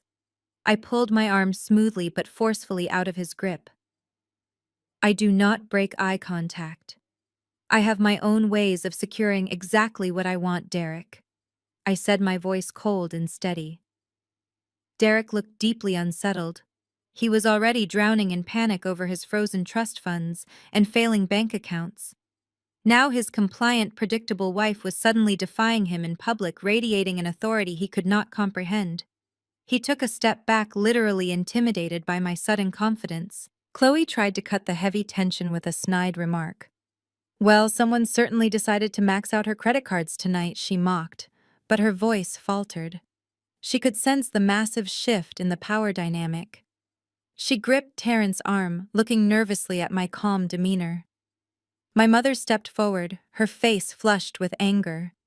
She opened her mouth to scold me for being late and defying her strict wardrobe orders. Before she could speak, the heavy double doors of the grand ballroom swung open. The crowd near the entrance parted slightly. A tall, imposing figure walked into the room. It was Elias. He wore a sharp-tailored black tuxedo, looking like a lethal predator stepping into a cage of mice. He was entirely alone. He scanned the crowded ballroom until his cold, dark eyes locked directly onto mine. He gave a single, almost imperceptible nod. The countdown to their absolute destruction had officially begun. I returned Elias' nod with a slight tip of my champagne flute. Before my mother could unleash her scolding, the heavy doors of the ballroom swung open. The grand entrance pulled the attention of the crowd away from my emerald gown. A woman walked into the dazzling light of the crystal chandeliers. It was Vanessa. She wore a plunging crimson dress that clung to every curve of her body. But it was not the dress that caught the attention of the room. Resting against her collarbone was the massive diamond necklace Derek had purchased with my stolen trust fund. The flawless teardrop diamonds sparkled fiercely, mocking my very existence. Vanessa did not look intimidated by the sea of high society elites. She moved with the arrogant confidence of a woman who believed she had already won the ultimate prize. She scanned the room and locked eyes with Derek. I watched from a short distance as she glided directly toward his circle. Derek looked like he was going to pass out. His face went entirely pale and his eyes darted nervously around the room, searching for me. I quickly stepped backward, slipping behind a towering floral arrangement of white orchids that shielded me from their view, but allowed me to hear every single word. Vanessa stepped right up to Derek, pressing herself dangerously close to his side. She reached out and subtly traced her manicured fingers down the sleeve of his expensive tuxedo jacket. She thought she was being secretive, but anyone paying close attention could clearly see the intimate gesture. Derek flinched physically, stepping back slightly. He was absolutely terrified that I would see them, but Vanessa just smirked. Chloe immediately stepped forward, beaming with delight. She wrapped her arms around Vanessa in a tight theatrical hug. "It is so wonderful to finally see you outside of those stuffy private club meetings," Chloe said loudly enough for the immediate circle to hear. Chloe turned toward my mother. "Vivian, I want to officially introduce you to Vanessa," Chloe announced, her voice dripping with fake sweetness. "She is a prominent investor from the city, and a very close personal friend of mine. Vivian looked Vanessa up and down, noting the expensive crimson dress and the massive diamond necklace. My mother's eyes lit up with instant approval. Any friend of Chloe is a friend of our family, Vivian purred, extending her hand. I leaned closer to the floral arrangement, holding my breath. Chloe leaned in toward my mother, dropping her voice into a conspiratorial whisper. I set her and Derek up a few months ago, Chloe confessed with a wicked giggle. Derek was getting incredibly bored with Sasha, and I needed to make sure he stayed completely loyal to my family real estate project. Giving him a real woman to keep him entertained was the perfect leverage to ensure he kept funneling that trust fund money exactly where we needed it. I braced myself, expecting my mother to at least show a fleeting moment of maternal outrage. I expected her to defend my marriage even if she disliked me. Instead, my mother let out a soft, approving laugh. Well, men have their needs, Vivian replied smoothly, waving her hand as if discussing the weather. As long as Derek keeps providing for the family estate and elevating our social standing, I do not care what he does in his private time. Sasha is far too simple to keep a powerful man like him satisfied anyway. You did the right thing, Chloe. We need Derek entirely focused on the investments. I stood frozen behind the white orchids.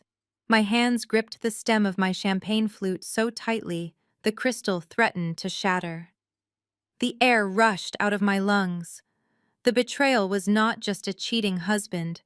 It was a complete systematic execution of my life, orchestrated by the very people who shared my blood. My sister-in-law had intentionally procured a mistress for my husband just to manipulate him into stealing my inheritance.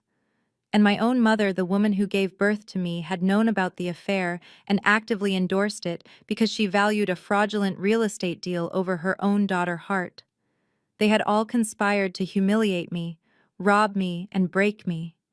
They thought I was a pathetic blind fool who would simply smile and quietly serve them appetizers while they destroyed my entire future. I took a deep, slow breath, filling my lungs with cold, absolute resolve. I stepped out from behind the floral arrangement, my emerald gown sweeping across the marble floor. They wanted to play a high-stakes game of total family destruction. I was about to show them exactly how an auditor settles the final score once and for all tonight. I stepped away from the white orchids and gracefully made my way toward our reserved table at the front of the ballroom.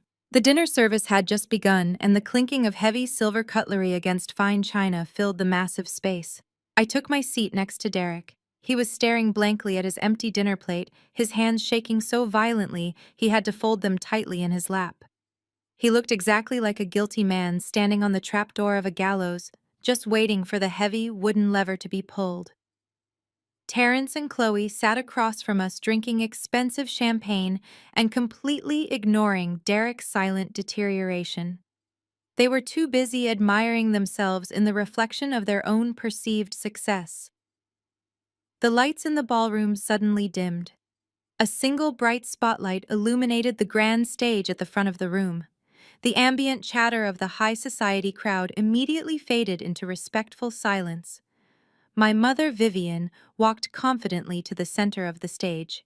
She adjusted the microphone stand with a practiced, elegant smile. She looked out over the sea of wealthy donors, politicians, and church elders, soaking in their undivided attention. "Welcome, everyone, to our annual charity gala," she began, her voice echoing powerfully through the professional sound system. "Tonight we are gathered not just to raise money for our community, but to celebrate the enduring strength of the family unit. We are here to honor the legacy of those who built our foundations and to pass the torch to the strong, capable men who will carry our wealth into the future." The crowd erupted into polite applause.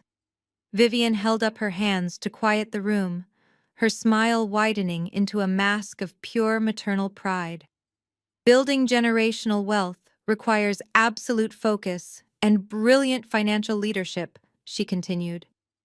"It requires men who understand the aggressive nature of the modern market.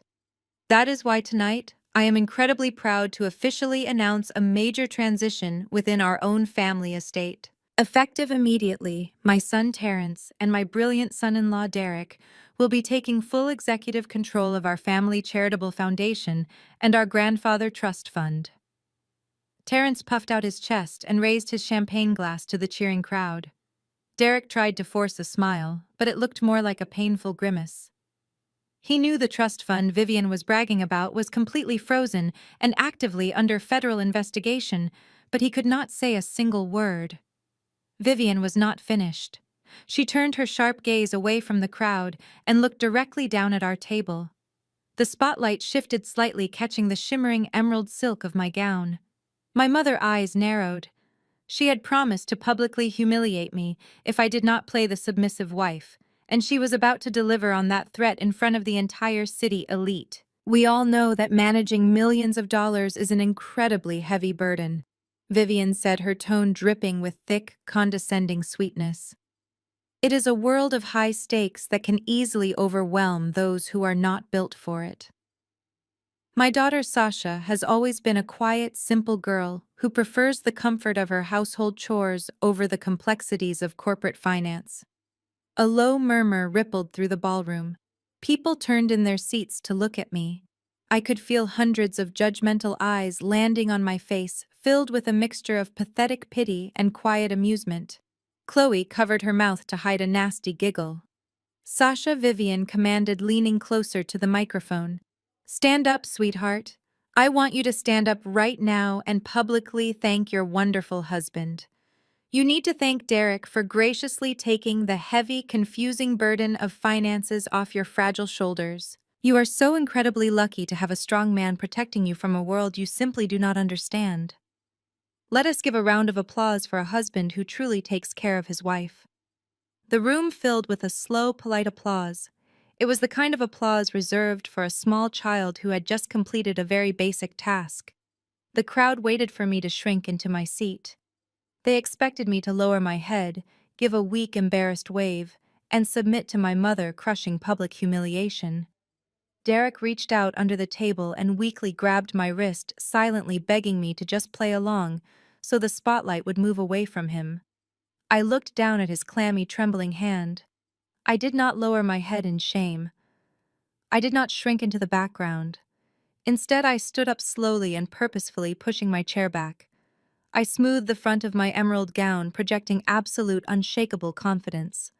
I did not give a weak wave to the crowd. I slowly turned my back on my terrified husband and walked straight up the long center aisle, directly toward the illuminated stage.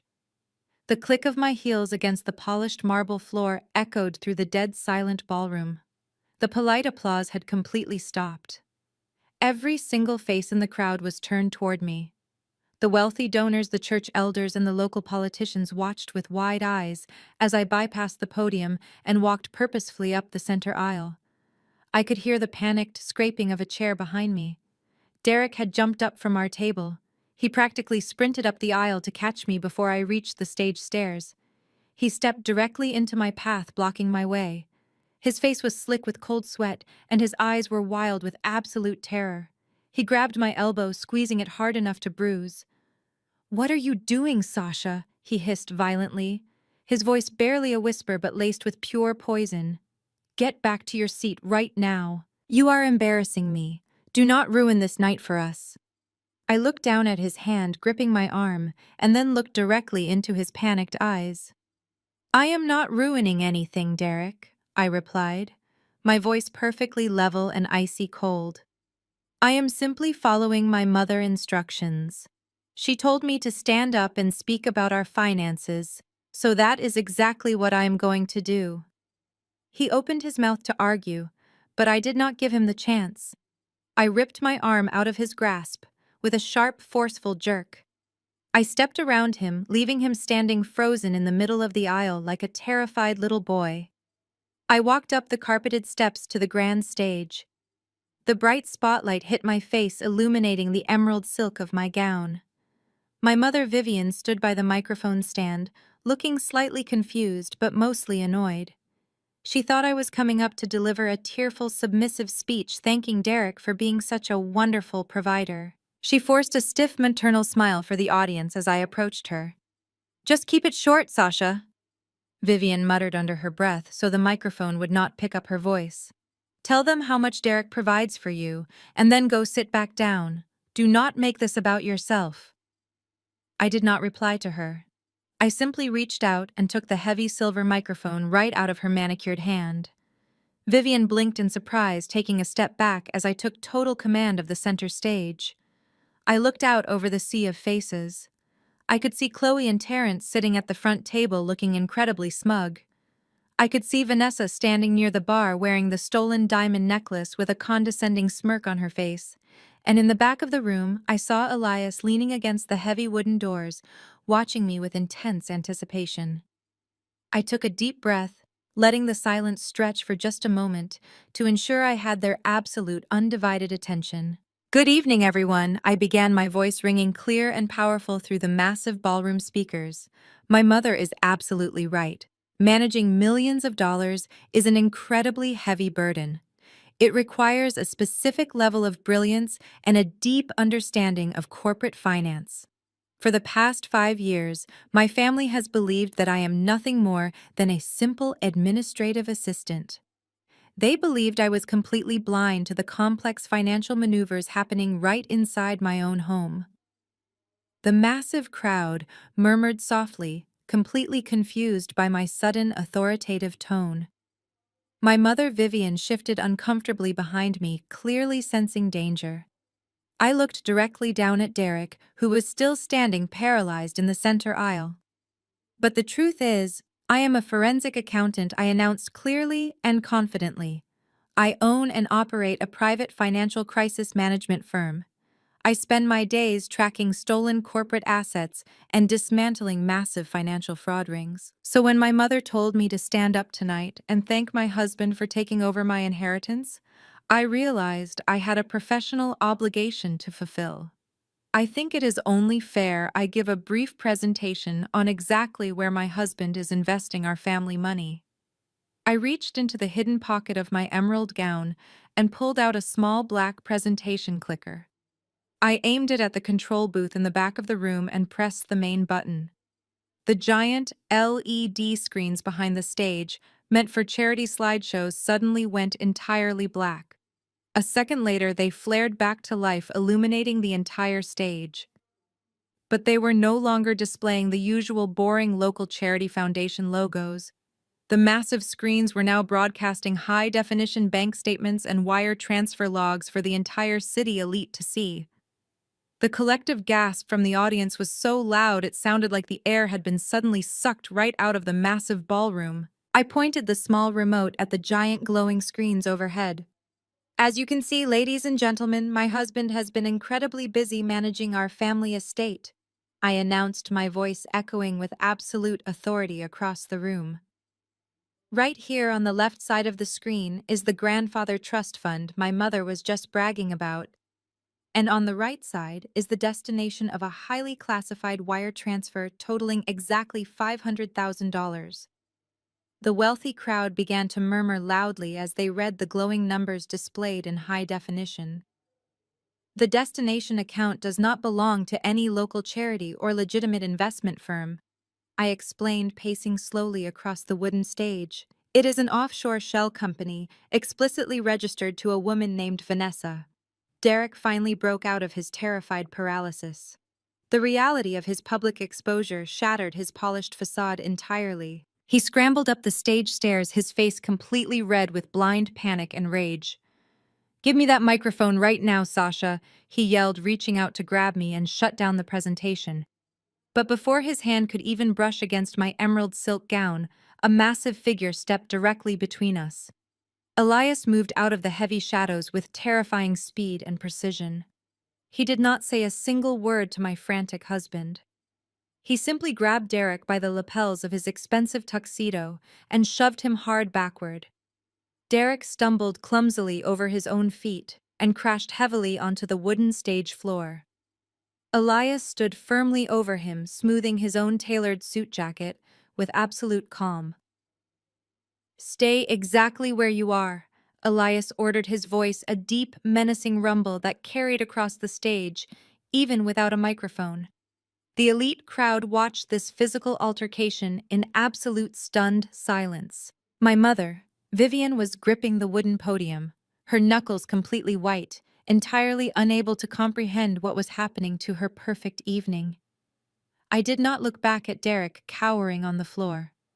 I kept my eyes locked on the captive audience, addressing them like a seasoned federal prosecutor delivering a devastating opening statement. Vanessa is not a licensed financial broker.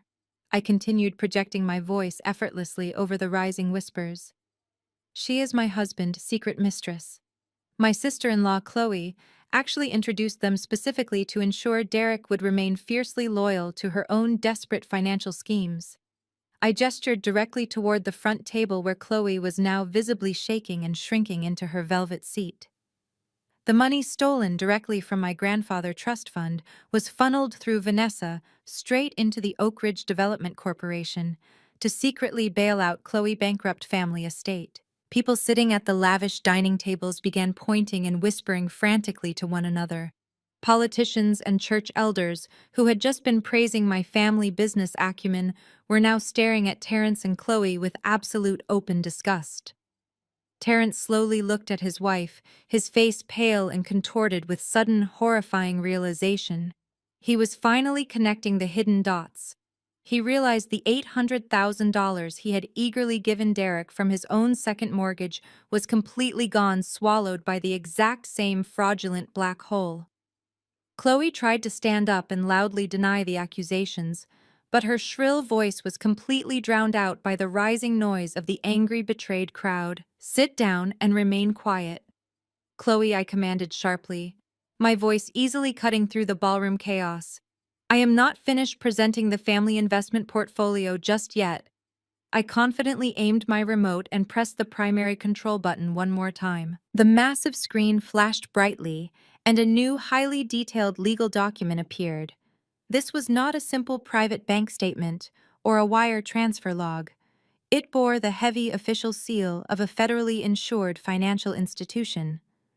Derek groaned miserably from the cold stage floor, burying his sweating face in his shaking hands.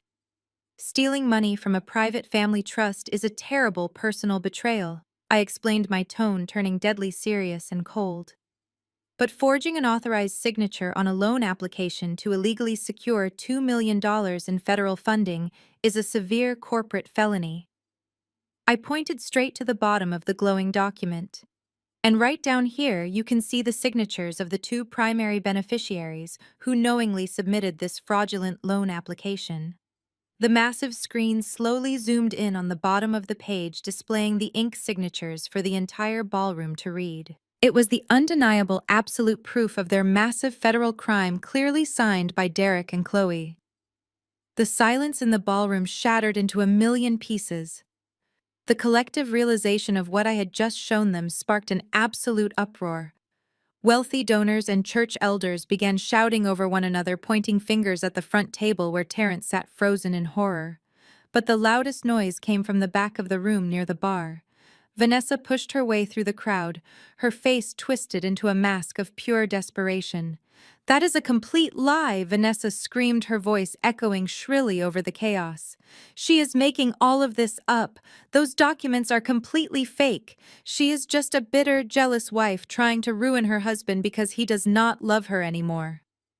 Vanessa stood on her tiptoes, trying to project absolute confidence, but her hands were trembling. She thought she could simply gaslight an entire room of high society elites the same way she and Derek had tried to gaslight me. Down at the front table, Chloe was having a completely different reaction. She did not try to stand her ground and fight. She knew exactly what federal bank fraud meant. She grabbed the edges of her pearl-colored dress and scrambled out of her velvet chair, pushing past her husband, Terrence. "Get out of my way!" Chloe shrieked, knocking a crystal wine glass off the table. It shattered loudly against the marble floor. "She is crazy. Sasha has lost her mind. I am not staying here to listen to the delusions of a psychotic woman." Chloe shoved a waiter aside, frantically trying to make a run for the side exit of the ballroom. But the crowd of angry, betrayed investors and socialites had already formed a tight wall. They did not move. They glared at her, blocking her path completely. Chloe backed away, her chest heaving as she realized there was nowhere left to run. I stood on the stage completely unbothered by their pathetic outbursts. I raised the presentation clicker once again and aimed it at the control booth. Fake documents. I asked, my voice cutting through the noise with chilling calmness. That is a very bold claim, Vanessa. Let us look at something a little more tangible then. Something you are wearing right now. I pressed the button. The massive LED screens behind me transitioned instantly. The federal loan application vanished. In its place, a massive high-definition photograph appeared. It was the picture I had taken at the designer boutique. The image showed a close-up of a heavy gold clasp attached to a diamond necklace. As you can see, this is a macro photograph of the clasp on a custom diamond piece, I explained, pacing across the stage. Right there, engraved in the gold, is a unique identifying serial number. I clicked the remote again. A split screen appeared. On the left was the serial number from the necklace. On the right was an official receipt from the European jeweler, dated exactly 1 day after the $500,000 wire transfer was initiated from my frozen trust fund. The serial numbers matched perfectly. The purchase price was listed at exactly $150,000. If you look closely at the woman screaming in the back of the room, you will notice she is currently wearing that exact same necklace, I announced, pointing directly at Vanessa. She is literally wearing the stolen assets of my family trust fund around her neck. The entire ballroom turned in unison to look at Vanessa. Hundreds of eyes locked onto the glittering teardrop diamond resting against her collarbone. Vanessa gasped, her hands flying up to cover her neck as if she had just been burned by the diamonds. The arrogant sneer completely vanished from her face, replaced by utter humiliation and stark terror. She tried to step backward into the shadows, but the guests around her physically stepped away, leaving her entirely isolated in a circle of empty space. She looked around wildly, searching for Derek to save her. But Derek was still cowering on the stage floor, guarded by Elias. There was no one left to manipulate. The brilliant financial web they had spun to destroy me had been completely untangled and wrapped tightly around their own throats. My mother Vivian stood near the podium, her face buried in her hands, weeping loudly over the complete destruction of her social empire. She cared only about the massive scandal instead of her own daughter. Before anyone else spoke, a sudden heavy thud echoed from the back of the room. The heavy oak doors of the grand ballroom swung wide open, hitting the walls with a crash. The dark foyer was suddenly illuminated by brilliant flashing red and blue lights reflecting sharply off the crystal chandeliers above our heads. 6 federal agents wearing dark windbreakers with bright yellow letters printed across their backs strode purposefully into the room. The elegant string quartet playing softly in the corner abruptly stopped. The silence that followed was deafening, broken only by the heavy, authoritative footsteps of the agents marching across the polished marble floor.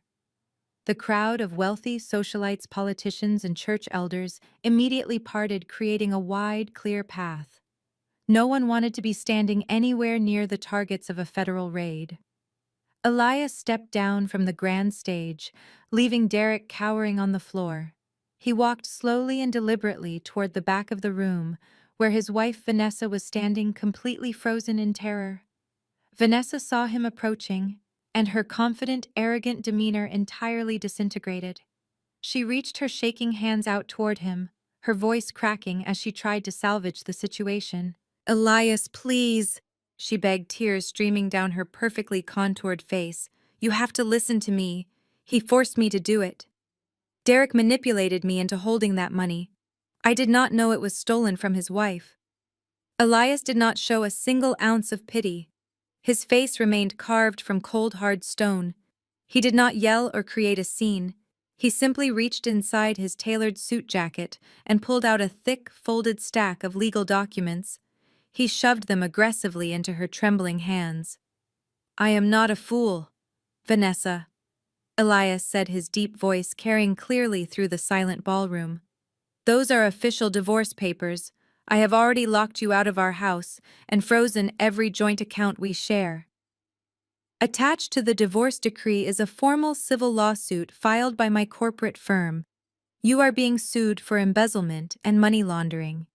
You are going to leave this marriage with absolutely nothing, and you will spend the next 10 years trying to pay back the legal fees. He turned his back on her without waiting for a response, leaving her sobbing hysterically, clutching the papers against the stolen diamond necklace. While Elias handled his treacherous wife, the lead federal agents marched directly toward the illuminated stage. Derek saw them coming, and a primal panic took over his body. He scrambled backward across the wooden floor like a cornered animal desperately trying to put distance between himself and the authorities. He bumped hard into the wooden podium, nearly knocking my mother over. He looked out at the sea of faces, searching for anyone to shield him. But high society operates on self-preservation. No one stepped forward. No one spoke in his defense. Derek realized he was entirely out of options, so he resorted to the only tactic he knew, which was throwing someone else under the bus to save himself. "Wait!" Derek screamed loudly, pointing a shaking finger frantically toward the front table. "You do not understand! I am not the only one involved in this. You need to arrest Terrence. He is my brother-in-law, and he gave me $800,000 to fund the real estate scheme. It was his idea to use the money for the Oak Ridge project, and Chloe forced me to do it. Her family was bankrupt, and she threatened to ruin my career if I did not forge the loan documents to save her historic estate. I was just following their instructions." The crowd let out a collective gasp of pure disgust. Terrence stood up from his chair, his face twisting into a mask of absolute hatred and betrayal. He had blindly defended Derek against me. He had taken out a second mortgage on his own home to support him. And the very second Derek faced consequences, he instantly tried to feed Terrence to the federal authorities. Chloe buried her face in her hands, sobbing loudly as the social standing she worshipped went up in flames. The lead FBI agent did not care about Derek and his pathetic excuses. He stepped onto the stage, reached down, and grabbed Derek roughly by the collar of his expensive tuxedo jacket. He hauled him to his feet with incredible force, spinning him around and pressing his chest hard against the wooden podium. Derek let out a sharp cry of pain as the agent forcefully pulled his arms behind his back. The sharp metallic click of steel handcuffs echoed loudly through the silent ballroom, snapping securely around his wrists. "Derek, you are under arrest," the lead agent announced, his authoritative voice booming over the stunned crowd. "You are being charged with federal wire fraud, grand larceny, and the forgery of documents submitted to a federally insured financial institution. You have the right to remain silent. Anything you say can and will be used against you in a court of law." The words hung in the air, heavy and final. Derek stopped struggling against the cold steel handcuffs cutting into his wrists. The reality of the Miranda rights washed over him, completely shattering the arrogant illusion he had built his entire life upon.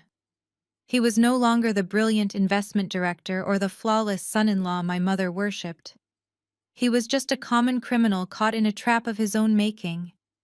He looked out at the sea of wealthy donors and community leaders who had been applauding him just 10 minutes ago. Now they were staring at him with absolute contempt and morbid fascination. Whispers rippled through the ballroom like a fast-moving current. Derek turned his head frantically, searching the stage until his bloodshot eyes locked onto mine. He fell to his knees, hitting the hard wooden floor with a loud thud. The federal agents held him firmly by the arms, but they allowed him to drop. He looked up at me, and the last remnants of his pride evaporated. Tears began streaming down his face, mixing with the cold sweat on his forehead. "Sasha, please," he begged, his voice cracking into a pathetic, wet sob. "Please tell them this is a huge misunderstanding. Tell them we were just moving the money temporarily. You are my wife. We took vows. You cannot let them take me away like this. I will give it all back. I will fix it. Just call them off and tell them you authorized the signature." I stood perfectly still, looking down at the man I had spent 5 years of my life with. He was crying openly, snot running from his nose, his expensive tuxedo wrinkled and ruined. He was begging me to commit federal perjury just to save him from the consequences of his own greed. He actually believed he could still manipulate my emotions. He thought the quiet, submissive woman he had continuously belittled would suddenly step forward and throw herself onto his sword. I slowly descended the 2 wooden steps to stand on the main stage floor directly in front of him. I looked down into his desperate, pleading eyes. I did not feel an ounce of pity. I felt entirely liberated. "I cannot call them off, Derek," I said, my voice perfectly calm and devoid of any emotion. "Because I am the one who handed them the evidence. I am the one who traced the offshore accounts. I am the one who flagged the forged signatures on the federal loan applications." Derek shook his head wildly, unable to process the words. "But you do not know how to do that," he cried out. "You are just a secretary. You do not understand any of this." I leaned down slightly, my emerald silk gown brushing against the floor. "I am not a secretary," I replied, staring straight into his soul. "I am a forensic accountant, Derek. I own a firm that specializes in tearing down financial criminals exactly like you. You spent 5 years treating me like I was stupid because it made you feel powerful. But your arrogance made you careless. You left a digital paper trail a mile wide.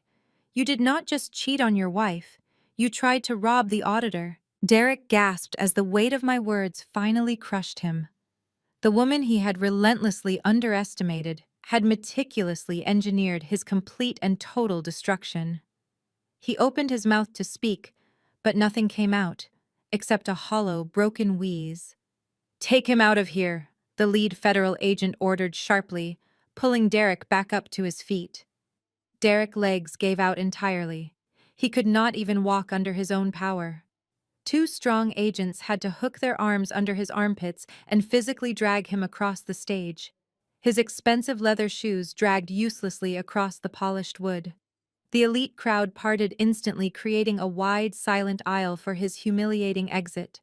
Hundreds of local socialites, church elders, and politicians watched in absolute silence as the golden boy of the community was hauled out of the grand ballroom like a sack of garbage. The heavy oak doors swung shut behind them, sealing his fate.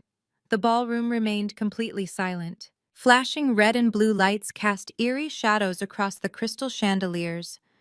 The federal agents had removed the primary target, but there was still a massive open wound bleeding out at the front table. I turned my back on the exit and walked slowly to the very edge of the stage. The bright spotlight followed my movements. I looked directly down at the velvet chairs where my brother Terrence sat, in stunned horror. And right next to him, trembling uncontrollably, was Chloe. I smiled a cold, dangerous smile. I was not finished yet. Chloe saw me looking directly at her and instantly shifted her strategy. The arrogant, wealthy heiress vanished entirely. In her place was a fragile, tearful victim. She threw her arms around Terrence, burying her face against his chest. "Terrence, you have to protect me," Chloe sobbed loudly, her voice echoing in the quiet room. "Sasha is trying to frame me. I swear I had no idea what Derek was actually doing. He told me it was just standard investment paperwork for the foundation. You know I would never do anything to hurt your family.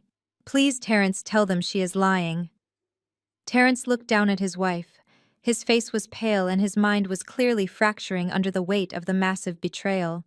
He instinctively wrapped one arm around her shoulders, wanting to believe her tears were genuine.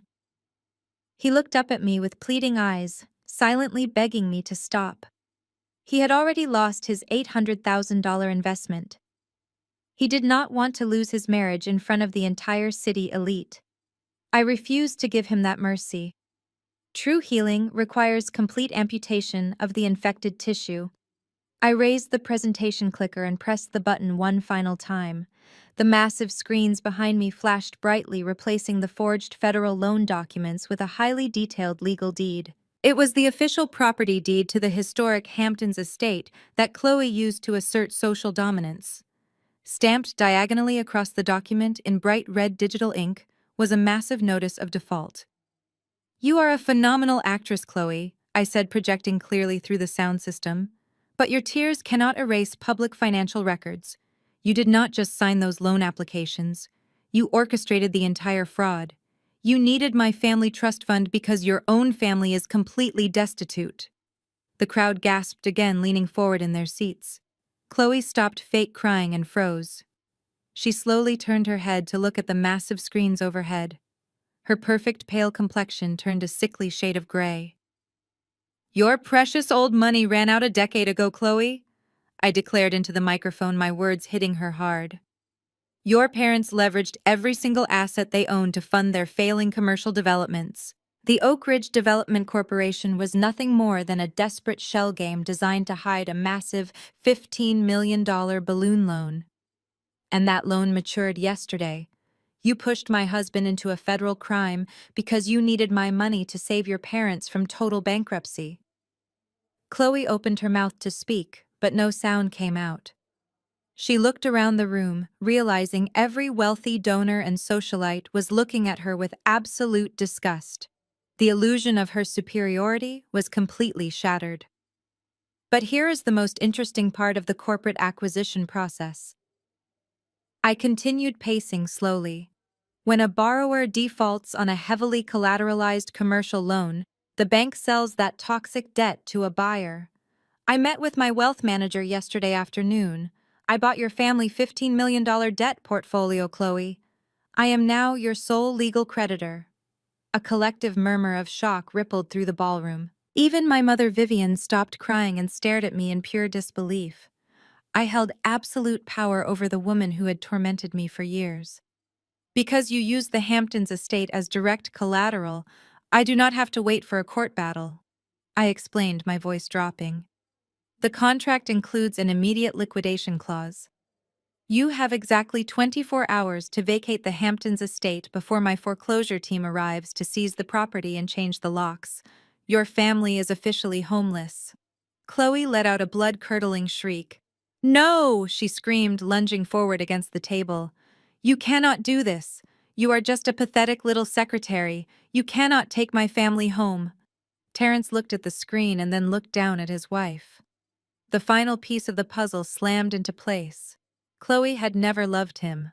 Her wealthy racist family had never accepted him. They tolerated his presence because they saw him as a convenient mark. They used his money and his marriage to quietly bail out their sinking ship. Terrence realized he had sacrificed his relationship with me just to fund the lifestyle of people who secretly despised him. Chloe reached out to grab his hand again, seeking comfort. Terrence, protect me, she cried. Terrence stared at her reaching hand. His face hardened into absolute stone. He did not reach back. Instead, Terrence slowly dropped her hand, letting her arm fall to her side. He stepped away from her, leaving her completely isolated. He finally realized his wife had used him and his sister to save her own bankrupt racist family. Terrence turned his back on Chloe, completely walking away from the table without saying a single word. He disappeared into the crowd, leaving his weeping wife alone amidst the shattered glass and ruined velvet chairs. The entire ballroom had descended into a chaotic symphony of shocked whispers and frantic phone calls. The city elite were already texting their circles, spreading the massive scandal that had just detonated in the middle of the most exclusive charity gala of the decade. The pristine image of our flawless, affluent family was completely incinerated in a matter of minutes. I lowered the microphone, clicking the remote one last time to plunge the massive screens behind me into total darkness. My work here was done. I turned to walk toward the stage stairs, but a sudden frantic movement caught my eye. My mother Vivian was scrambling up the wooden steps. Her perfectly styled hair was disheveled, and her shimmering silver gown looked heavy and awkward on her shaking frame. Her face was streaked with dark mascara, tears running freely down her cheeks. But as she rushed toward me, I quickly realized she was not crying out of sorrow for the betrayal I had just endured.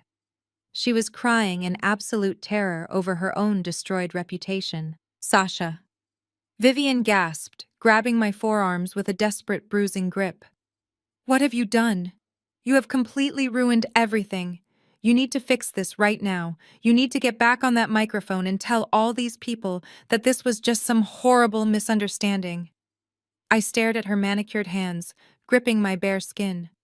I did not pull away immediately. I just let her frantic energy wash over me, analyzing the sheer depth of her delusion. Fix this, Mom, I asked, my voice dangerously calm. Derek is currently sitting in the back of a federal vehicle facing decades in prison for wire fraud. Chloe family is entirely bankrupt and facing eviction by tomorrow morning. There is absolutely nothing left to fix. The rot has been entirely removed. Vivian shook me, her eyes wide and wild with panic. "You do not understand," she cried, her voice bordering on a hysterical shriek.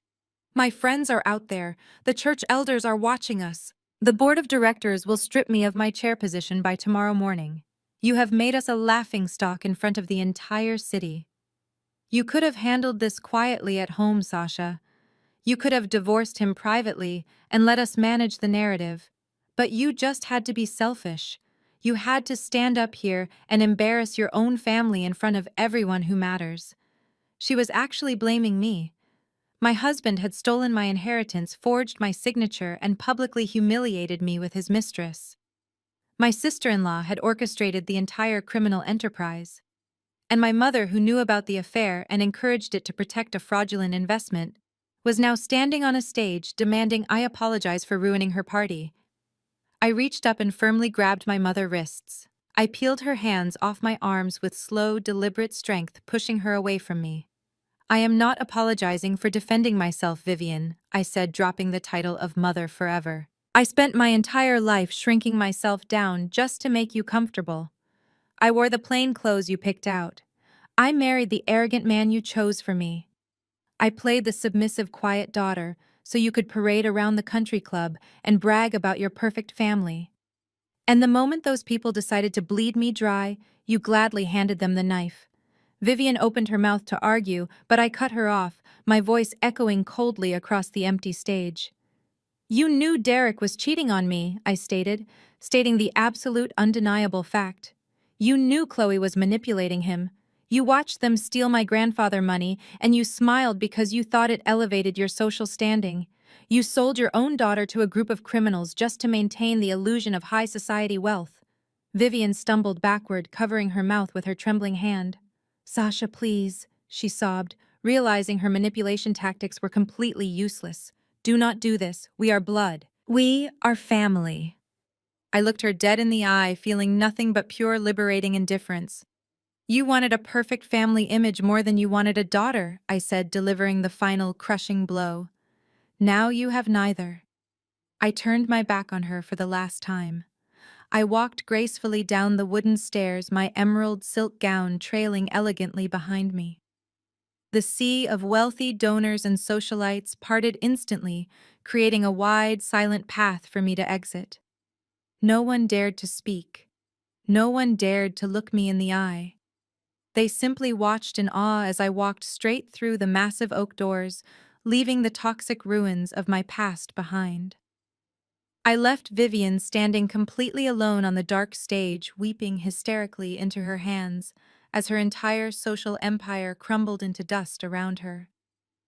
That night, the city elite watched my mother fall from grace, and they did not offer her a single hand to help her back up. The charity gala was the sudden, explosive end to my life as a submissive, naive wife. I walked out of that hotel and never looked back. Fast forward exactly 6 months. The dust had completely settled over the smoldering ruins of my former life. Derek and Vanessa were no longer wearing expensive silk and custom diamonds. They were both currently wearing matching federal-issue jumpsuits. The trial had been swift and brutally public. Derek tried to secure a plea bargain by turning on his CO conspirators, but the digital paper trail I handed the FBI was entirely bulletproof. The judge showed zero leniency for his arrogant financial crimes. Derek wept openly in the courtroom when he was sentenced to 8 solid years in federal prison for wire fraud and forgery. Vanessa, the arrogant mistress who thought she had secured a lifetime of luxury, received 5 years as a direct accomplice to embezzlement. Elias made sure her divorce proceedings left her completely destitute before the criminal sentencing even happened.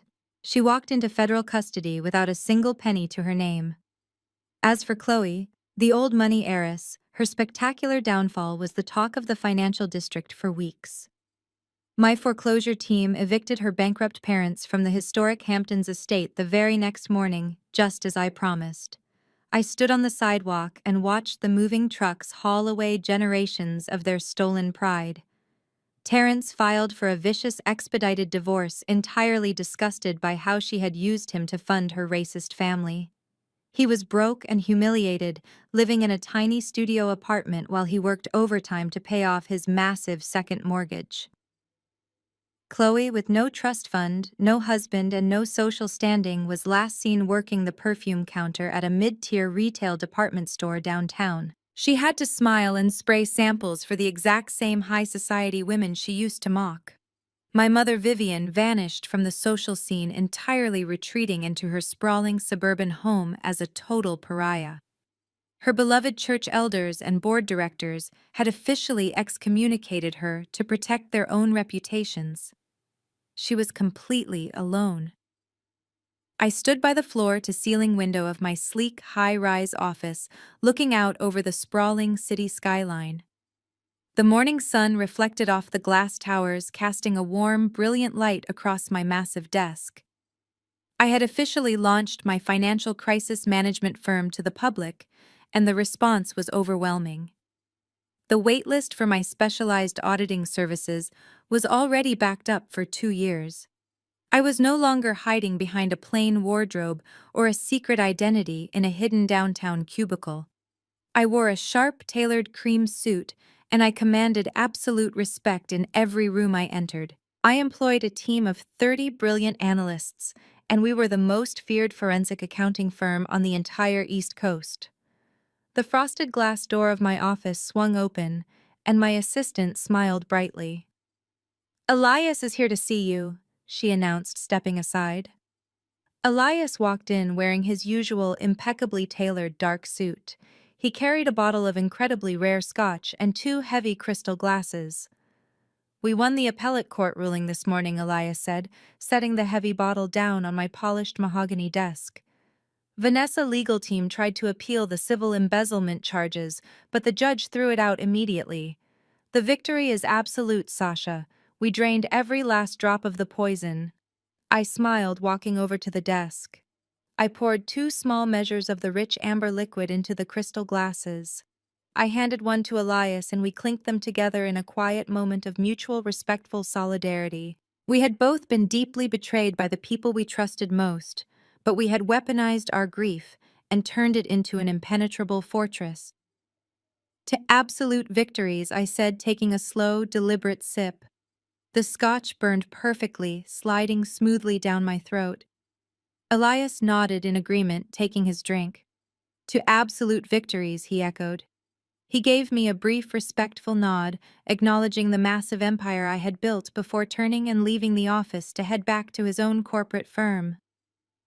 I walked back over to the towering glass window and looked out at the city moving far below me. I took a deep breath of the crisp, conditioned air. The toxic husband, the poisonous mother, the manipulative sister-in-law, and the arrogant mistress were all entirely gone from my world. They had tried to break me down and bury me under the weight of their own selfish greed. But they forgot that seeds grow best in the dark. I had lost a deeply flawed marriage and a corrupt family, but I had gained something infinitely more valuable. I had gained absolute, unshakable freedom. I built an empire with my own 2 hands. The ultimate clapback was never just about executing the perfect financial revenge against those who wronged me. It was finally choosing myself.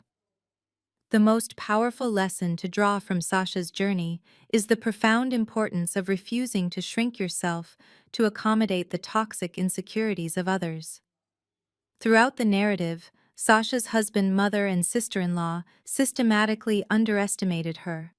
They confused her quiet endurance with foolishness and her enforced submission with weakness. They built their entire fraudulent empire on the assumption that she would always prioritize their comfort and social image over her own dignity. However, Sasha's ultimate triumph was not merely the meticulous dismantling of their financial crimes. Her true victory was an internal one. She realized that trying to appease people who are committed to misunderstanding and using you is a battle you will always lose. In reality, we may not be forensic accountants uncovering multi-million-dollar federal fraud schemes, but the emotional dynamics remain deeply relatable. We frequently encounter individuals, sometimes even family members, who demand we play a lesser role so they can feel superior. They weaponize guilt, obligation, and social expectations to keep us confined to boxes of their own making. Sasha's story teaches us that true empowerment requires radical boundaries. It demands the courage to stop seeking validation from environments that actively drain your worth. Setting these boundaries can be a lonely and painful process, especially when it involves severing ties with the very people who are supposed to support you.